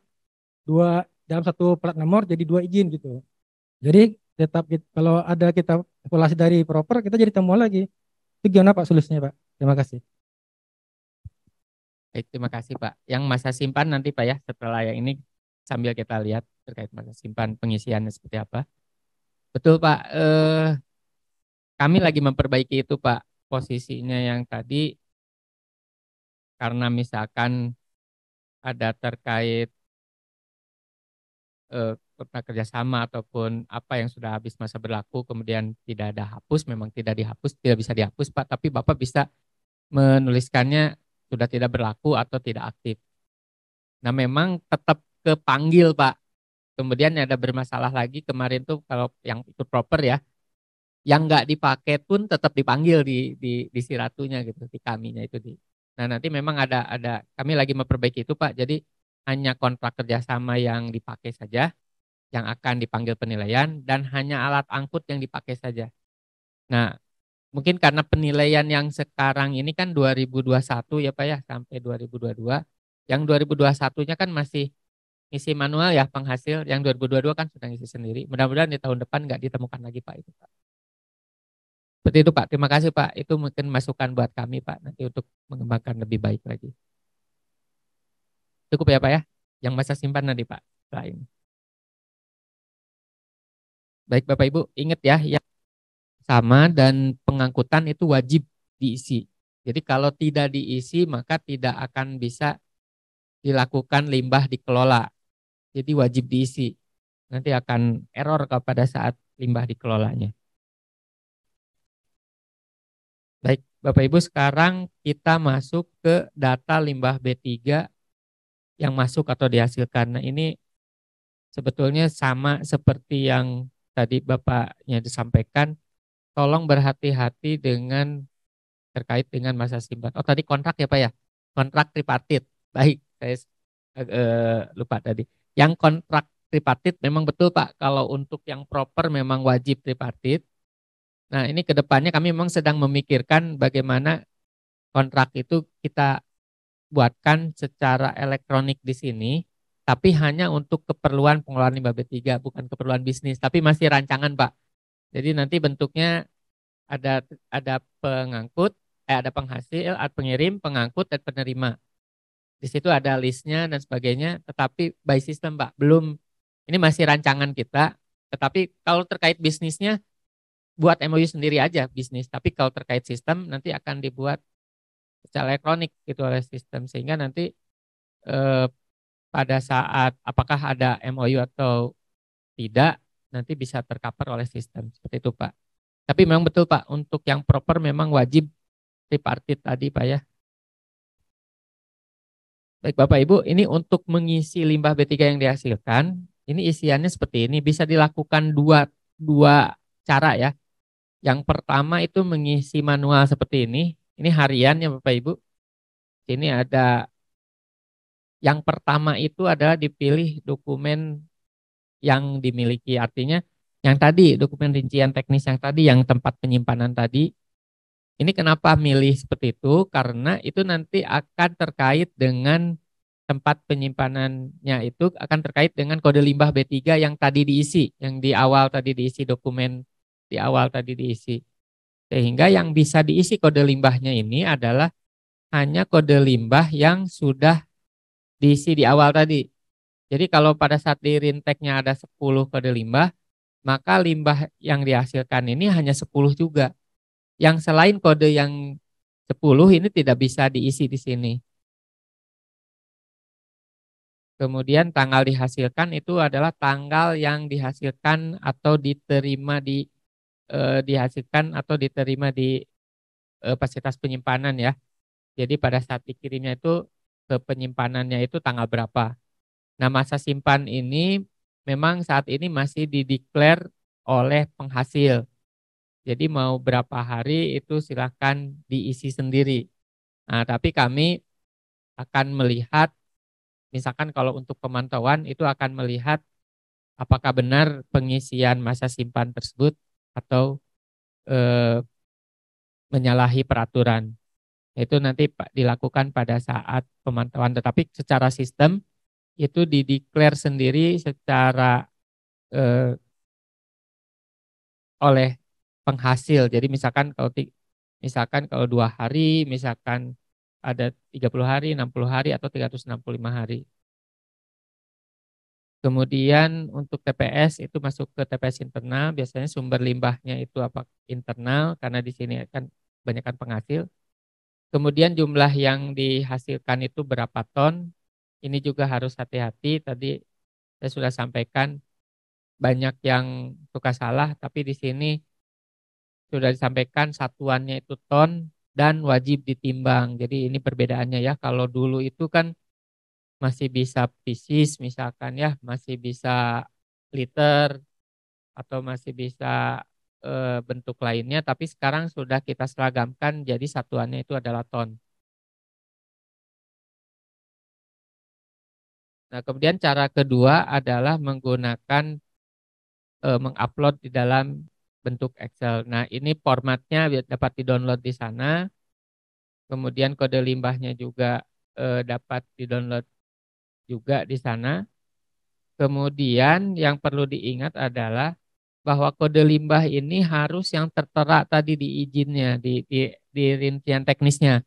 Karena kalau tidak ada, maka data tersebut tidak akan bisa masuk. Jadi gini, biasanya sering sekali merasa sudah memasukkan, tetapi karena kode limbahnya nggak ada, akhirnya data tersebut tidak tercantum di dalam akun Sirajanya. Ini adalah contoh yang sudah berhasil dilakukan pengisian data limbah yang dihasilkan. Ini adalah contoh pengisiannya seperti ini. Tadi ngisi dokumennya, kemudian dipilih limbahnya. Limbahnya kita lihat ini hanya dibatasi oleh yang sudah diisi daripada rincian teknis untuk penyimpanannya. Kemudian ini selanjutnya tadi limbah dihasilkan, kemudian sekarang masuk, kan sudah limbah dihasilkan, maka limbah tersebut kan harus dikelola. Nah, di pengelolaannya itu kan ada 2 ya. Ada limbah dikelola oleh sendiri, bagi yang punya persetujuan teknis atau SLO pengelolaan limbah B3-nya, atau diserahkan ke pengelola, atau misalkan ke pengolah, pengumpul, pemanfaat, atau penimbun. Nah, cara pengisiannya itu adalah masuk ke limbah B3, kemudian data limbah, kemudian ke limbah B3 keluar atau dikelola. Ini cara pengisian seperti ini. Jenis pengelolaannya apakah dilakukan internal atau eksternal. Ketika kita pilih eksternal, ditanyakan pengelolaan lanjutannya apa dilakukan pengumpulan atau pemanfaatan dan sebagainya, itu harus disampaikan. Ini adalah contohnya pengisiannya. Kemudian jenis pengangkutannya juga, itu apakah pengangkutannya itu dilakukan oleh darat. Nah, itu nanti akan masuk lagi ke pengisian perusahaan pengangkut. Nanti dipilih, pilihannya itu hanya pengangkut yang sudah tadi dilakukan proses sinkronisasi data tadi di pengangkut. Kemudian memilih nomor kendaraan seperti ini. Nah, ini akan terisi secara otomatis. Nah, ini kemudian selanjutnya setelah diisi, kita akan memilih periode limbah yang masuk atau yang dihasilkannya itu, yang tadi kita diisi pertama kali itu periode berapa, supaya kita bisa memilih. Nah, ini gunanya untuk apa? Gunanya kita bisa memilih, kan limbah B3 yang dihasilkan itu hanya limbah B3 yang sudah diisi di awal. Jadi tidak selalu satu manifest itu hanya satu data. Jadi biasanya satu manifest itu misalkan alat angkut 20 ton, itu bisa dari 10 data yang diisi. Jadi biasa misalkan Untuk 20 ton itu satu perusahaan itu dihasilkan limbah B3-nya dihasilkan dari 5 hari. Maka dari 5 data tersebutlah nanti yang akan dipilih. Jadi bukan dipilih berdasarkan satu data limbah B3 yang dihasilkan. Ini seperti ini contohnya.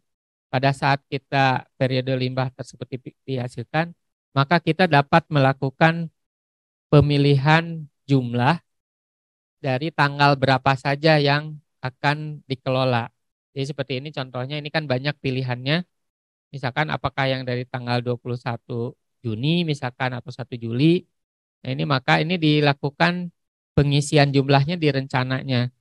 Jadi kalau misalkan butuh misalkan 3 ton berarti kan bisa milih tanggal 21, tanggal 1 dan tanggal 2.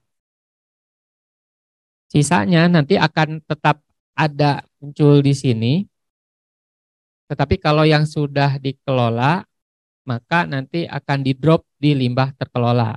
Tapi kalau masih ada sisa, misalkan nomor 1 baru terkirim 1 ton. Nah 1 tonnya itu masih ada sisanya, masih tersimpan di sini datanya. Tetapi kalau sudah 2 ton dilakukan rencana pengelolaannya, maka akan di-drop.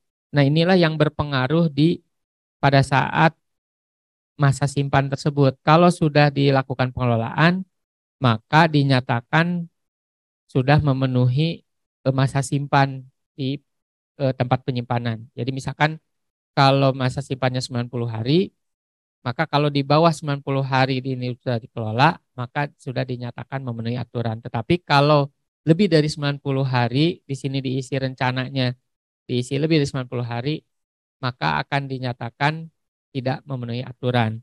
Nah kemudian ini juga yang tadi ada early warning system bahwa misalkan masa simpannya 90 hari. Nanti pada saat hari ke-85 itu sudah ada warna kuning. Jadi sudah ada memberitahu ke penghasil bahwa limbah B3-nya harus segera dilakukan pengangkutan. Nah ini seperti ini contohnya diisi misalkan 2 ton, kemudian dilakukan diklik penyimpanan. Nah nantinya akan muncul seperti ini. Akan muncul pengelolaan lanjutannya seperti ini. Jadi di datanya, di tabel datanya bahwa limbah B3 tersebut sudah dilakukan rencana pengangkutan. Nah kemudian di rencana pengangkutan itu nanti akan dilakukan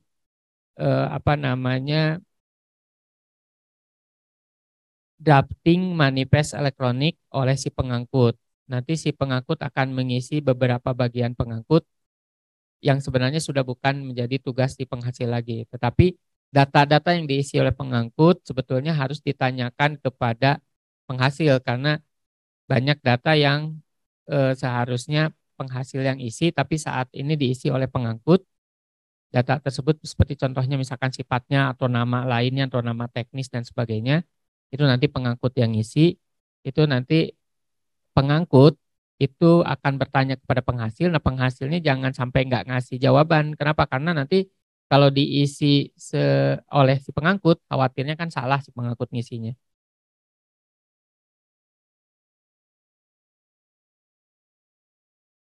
Baik Bapak Ibu, seperti itu untuk limbah B3. Nah untuk limbah non B3 sepertinya sama seperti limbah B3.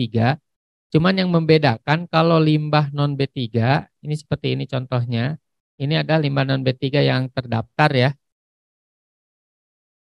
Kemudian ini dilanjutkan seperti ini, hanya pengisian ini saja, disclaimer dari limbah non B3 saja. Kemudian sama ada kontrak kerjasama, tetapi kontrak kerjasama ini berbeda dengan limbah B3 karena tidak disebutkan wajib ada izinnya. Jadi maksudnya tidak perlu ada yang tercatat di Siraja di nama perusahaannya. Walaupun di sini dipilih apakah ada di Siraja. Kalau tidak memiliki perizinan berusaha maka bisa mengisi sendiri. Ini sama seperti yang limbah B3, cuman perbedaannya seperti pengangkutannya itu tidak perlu juga ada izin pengangkutannya. Kemudian boleh juga pengangkutan yang tidak terdaftar di Siraja seperti itu. Saat ini seperti ini. Mungkin ke depannya kita akan lebih rapihkan lagi untuk limbah non B3. Seperti ini untuk limbah non B3. Pengisiannya juga sama, bisa menggunakan Excel juga. Ini hasilnya. Kemudian untuk pengelolaannya juga ini lebih sederhana, berbeda dengan yang limbah B3. Cuman yang membedakan di sini ada melakukan upload berita acara ya. Nah ini seperti ini BAPL. Ini adalah hasilnya dan tidak ada manifest elektronik. Kemudian Bapak Ibu yang selanjutnya adalah adanya kewajiban untuk melakukan pelaporan. Nah saat ini kan masih triwulan ya. Ini kedepannya tahun depan kita sudah melakukan perubahan menjadi per semester. Jadi semester 1 dan semester 2. Kemudian Bapak Ibu nanti selain tadi pengisian tadi, Bapak Ibu juga wajib melakukan upload untuk upload untuk logbook. Kemudian selanjutnya juga wajib mengisi ketentuan teknis. Ketentuan teknis itu ada pertanyaan-pertanyaan terkait dengan penyimpanan, kemudian pihak ketiga dan tanggap darurat. Kemudian wajib juga melakukan mendownload tanda terima elektroniknya. Kenapa? Karena kalau ini tidak diisi, tidak dilakukan download, maka Bapak Ibu itu dinyatakan tidak melakukan pelaporan. Nah ini banyak hal yang saat ini kita sudah lihat bahwa hampir sebetulnya kalau kita lihat hampir 3/4 sepertinya lebih. Mungkin sekitar 75% ya 3/4 75%-nya tidak melakukan pelaporan, jadi tidak mengklik TTE ini. Mudah-mudahan yang hadir di sini sudah tahu ya bahwa ada kewajiban untuk mendownload dari tanda terima elektronik ini. Baik Bapak Ibu, saya akan coba perlihatkan secara online ya.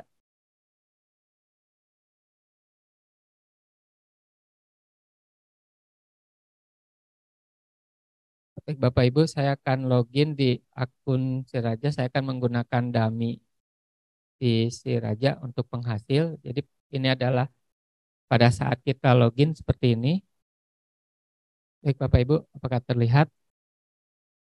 Nah, pada saat tampilan seperti ini contohnya, ini akun dummy saya ini tidak taat nih karena sudah banyak banget yang expired ya di dia. Seperti ini contohnya. Jadi akan ngasih tahu ke kita, ini banyak sekali yang harus diperbaiki. Ini tadi tampilan di awal tadi. Kemudian selanjutnya ini adalah yang wajib diisi tadi adalah profil perusahaan. Ini wajib diisi karena kalau nggak diisi nanti nggak bisa. Pada saat limbah dikelola ini nggak bisa. Kemudian ini limbah B3, nanti ini perizinan yang harus diisi seperti ini. Ini kan tadi kita ngisi seperti ini, tempat penyimpanan, dikeluarkan oleh, ini adalah pilihan-pilihannya. Kemudian ini kalau yang sudah tidak berlaku, tulis saja di sini sudah tidak berlaku. Nah caranya sebetulnya bisa ambil di tabel data, ini seperti ini contohnya. Kita ambil misalkan yang ini, kemudian kita edit, kemudian kita pilih saja sudah tidak berlaku. Jadi saat ini memang tidak ada fitur untuk menghapus data ya. Nah, nanti akan terlihat seperti ini contohnya, maka ini yang tadi yang saya nyatakan sudah tidak berlaku, seperti ini akan ada tulisan sudah tidak berlaku. Nah ini memang masih terlihat acak-acakan ya, saya udah ini dengan tim pengembang, untuk yang sudah tidak berlaku di drop ke bawah gitu. Jadi yang di atas itu hanya yang masih berlaku, yang sudah tidak berlaku itu kalau bisa di disappear ya atau di drop ke paling bawah saja. Jadi yang halaman tampil pertama itu hanya yang masih berlaku seperti itu. Kemudian ini kontrak kerjasama yang tadi. Jadi seperti ini contohnya. Nah kemudian ini juga sama. Tabel datanya pun banyak Pak. Tadi ini tuh kan Ini aja saya bikinnya banyak sekali kontrak kerjasama. Ini juga sama bisa di set seperti ini contohnya, misalkan saya set yang nomor 2 ini. Ini ada status kontraknya. Kalau sudah tidak berlaku ya kita nyatakan sudah tidak berlaku saja. Kemudian kita simpan. Maka ini sudah tidak berlaku. Nah, ini juga sama, nanti mungkin akan di sistem drop. Nah, Bapak Ibu mohon untuk mengupdate, jangan mereplace ya Pak, Bapak Ibu. Jadi misalkan nih kontraknya dengan perusahaan, dengan PT Arah lah misalkan ya. Itu jangan, misalkan nih kontraknya kan tahun kemarin selesai misalkan Desember nih, Januari kan kontrak baru. Jangan mereplace yang sebelumnya. Jadi jangan data yang sebelumnya di-replace, diubah gitu, diedit, kemudian diganti. Jangan ya. Kenapa? Karena data itu kan udah dipakai di data yang sebelumnya. Jadi nanti pas dipanggil hilang tuh si kontrak yang sebelumnya itu gitu. Jadi lebih baik Bapak Ibu tambah aja nggak apa-apa. Jadi kan jadinya Bapak Ibu kan juga bisa lebih rapi administrasinya. Oh ini misalkan nih nomor 10 ini yang tahun 2020 misalkan. Nomor 9 tuh tahun 2021. Jangan di-replace, kalau di-replace hilang data yang sebelumnya. Makanya kan kecuali kalau yang salah ya. Kalau yang gara-gara salah salah ngisi kan suka ngisi banyak 5 misalkan karena udah terisi, ada beberapa yang salah, ya silahkan. Tapi kalau yang sudah pernah dipakai dan digunakan dan benar, dilakukan replace. Jangan diubah data yang sudah itu. Kalau yang tadi kan ada bagaimana yang sudah tidak kontrak lagi. Itu aja sudah tidak berlaku supaya tidak mengganggu pemandangan ya.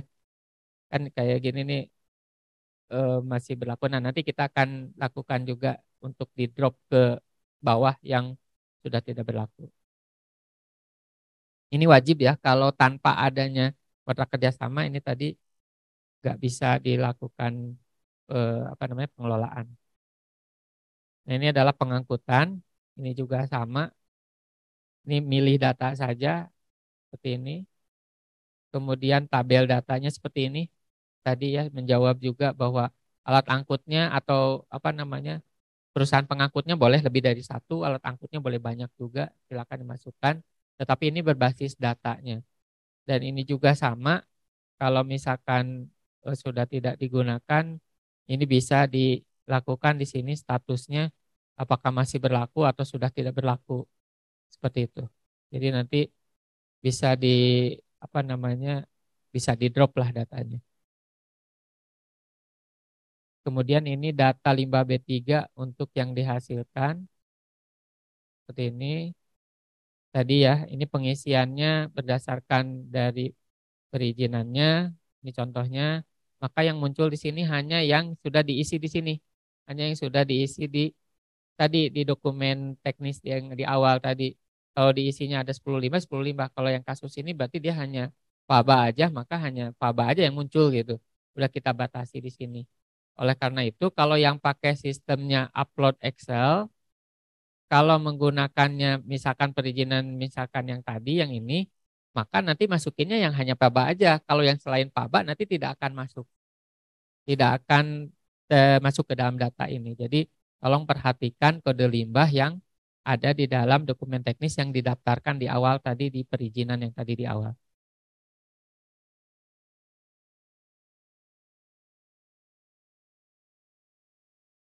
Oke, selanjutnya untuk yang limbah B3 yang keluar, ini tadi yang posisinya untuk dipilih untuk kapan dan sebagainya. Dan ini adalah data limbah B3-nya, apakah sudah dikelola atau tidak. Ini posisinya, statusnya sebetulnya dapat dilihat di sini. Jadi misalkan apakah limbah B3-nya yang kode sekian itu posisinya sudah di mana pada saat tanggal dikeluarkannya. Ini basisnya bisa berdasarkan tanggal pengelolaan ya, di sini bisa dipilih tanggalnya, tanggal berapa sampai tanggal berapa. Dan di sini juga bisa mendownload file manifest. Jadi nggak perlu ambil di Pestonic-nya, tapi cukup di sini saja seperti ini contohnya. Ini bisa download file manifestnya yang sudah dikelola. Seperti ini contohnya yang posisi yang sudah sampai di tujuan. Jadi sudah ada tanda tangan di akhir dan ini bisa dipanggil di sirajanya langsung di data limbah yang dikeluarkan atau dikelola. Berdasarkan periode pengelolaannya, kapan pengirimannya dilakukan. Atau berbasis dari pengelolaannya menggunakan apa, seperti ini, atau pengangkutannya itu bisa difilter sendiri. Jadi nggak perlu masuk ke Pestonic karena kadang-kadang Pestonic itu kan susah diakses ya. Sebetulnya bagi penghasil atau pengirim sebetulnya nggak perlu akses Pestonic. Yang perlu akses Pestonic, yang wajib akses Pestonic itu ada di pengangkut dan si penerima. Karena pengangkut itu harus membuat rencana pengangkutan, terus kemudian mendeklar jumlah limbah, dan kemudian kalau si penerima harus melakukan penerimaan limbah B3.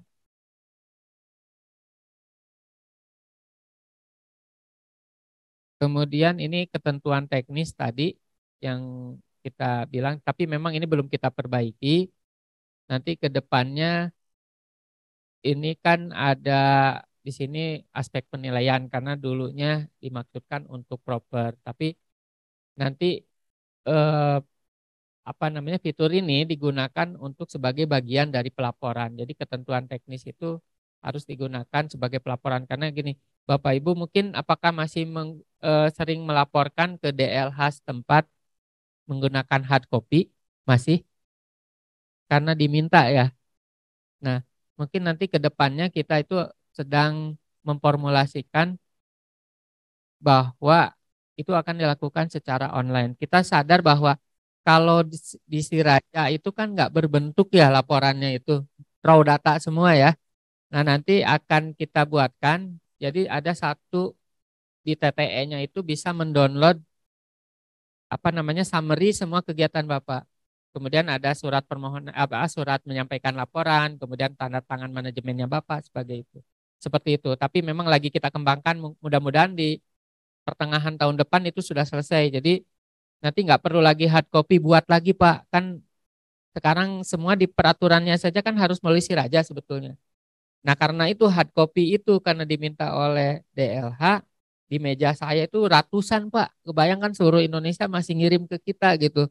Meja saya udah numpuk gitu dan kita nyatakan bahwa ini belum disosialisasikan tapi ternyata diminta oleh teman-teman daerah. Padahal teman-teman daerah pun sudah kita berikan akses Siraja Pak. Jadi teman-teman daerah pun sebenarnya teman-teman DLH di daerah sudah bisa mengakses Siraja seperti itu. Nah cuman memang bentuknya nggak laporan. Nah nanti itu untuk dapat membentuk laporan dibutuhkan nanti yang pengisian ketentuan teknis dan sebagainya. Kemudian ada logbook itu wajib diisi juga. Nanti akan sebagai bagian dari laporan seperti itu. Kemudian ini yang perlu dilihat lagi juga, yang upload ini ya, upload logbook ini wajib ya Bapak Ibu.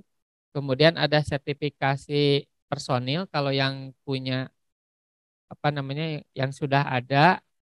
Jadi kan kita personilnya itu harus ada sertifikasi dari BNSP ya untuk baik sebagai operator ataupun penanggung jawab. Nah itu silahkan kalau yang belum mulai dari sekarang. Sebetulnya bagus Bapak Ibu sertifikasi itu supaya operatornya itu tahu tata cara pengelolaan limbah B3. Nah itu untuk si penghasil tampilannya seperti ini. Mungkin Bapak Ibu sudah sering praktek ya. Nah kalau di si pengangkut mungkin nanti saya akan coba bocorkan sedikit ya untuk posisi pengangkut. Nah, ini adalah pengangkut. Jadi kalau misalkan PT arahnya sebagai pengangkut nanti akan tampilannya seperti ini. Jadi ada rencana pengangkutannya, infonya seperti ini, nanti di rencana pengangkutan itu akan dilakukan pengisian seperti ini. Ini kan ada data pengirim, tuh ada nama teknik. Kalau ada pengangkut yang cerewet harus senang, berarti pengangkutnya aware gitu, peduli terhadap pengisian ini. Tuh ada karakteristiknya. Ini diisi oleh pengangkut bukan oleh pengirim atau penghasil. Jadi pengangkut harus diberitahu informasi ini, nama teknik, karakteristik limbah B3-nya, terus kemasannya apa, itu harus diberitahu. jumlah kemasannya berapa itu harus diberitahu karena yang ngisi si pengangkut. Seperti itu. Kemudian instruksi penanganannya seperti apa, nomor telepon daruratnya berapa itu harus diisi. Kemudian nama penanggung jawabnya juga siapa itu harus dilakukan oleh pengangkut dan pengirim atau penghasil itu wajib memberitahu pengangkut pengisian ini. Walaupun diisi oleh pengangkut tetapi si datanya tetap berasal dari si pengirim atau penghasil. Kemudian selanjutnya data pengangkutnya, kemudian data pengangkut ini kita lihat, nah ini adalah integrasi dengan Silacak. Di sini adalah ada pemilihan untuk kode APL-nya seperti ini. Jadi yang seperti tadi dibilang, Pestronik itu wajib disertai dengan catatan perjalanan yang terintegrasi di dalam GPS trackingnya. Yang saat ini kita, kalau GPS trackingnya kan kita persilahkan siapa saja pengangkut, tapi wajib memiliki GPS tracking dan terhubung dengan Silacak KLHK. Gitu. Baik, sedikit lagi saya tunjukin yang untuk posisi si penerima ya, terakhir.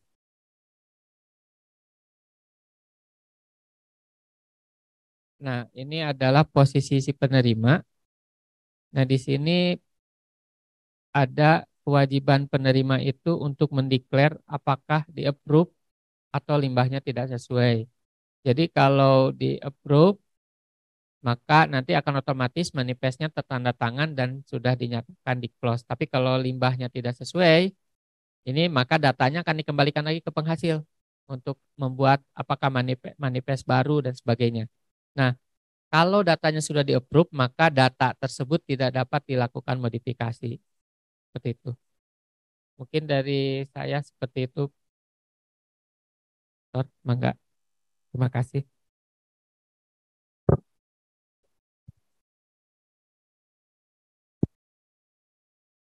Iya baik, terima kasih Pak Hari Fakri atas penjelasannya tadi sangat detail ya Bapak dan Ibu sekalian.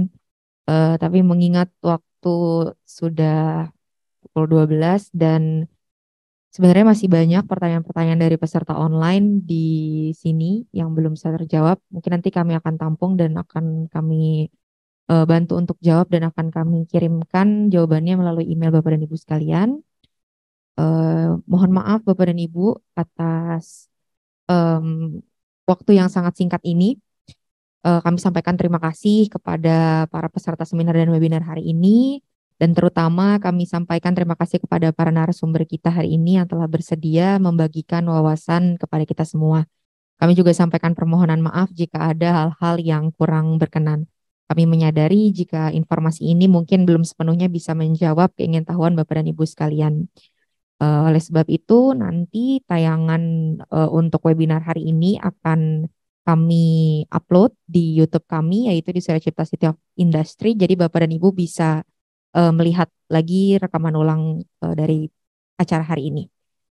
Dan terkait bahan presentasi nanti akan kami kirimkan melalui email Bapak dan Ibu sekalian setelah acara hari ini selesai. Sekali lagi kami sampaikan terima kasih, selamat beraktivitas kembali. Semoga apa yang kami suguhkan hari ini dapat bermanfaat. Akhir kata kami pamit dan sampai jumpa lagi di kesempatan baik berikutnya. Wassalamualaikum warahmatullahi wabarakatuh.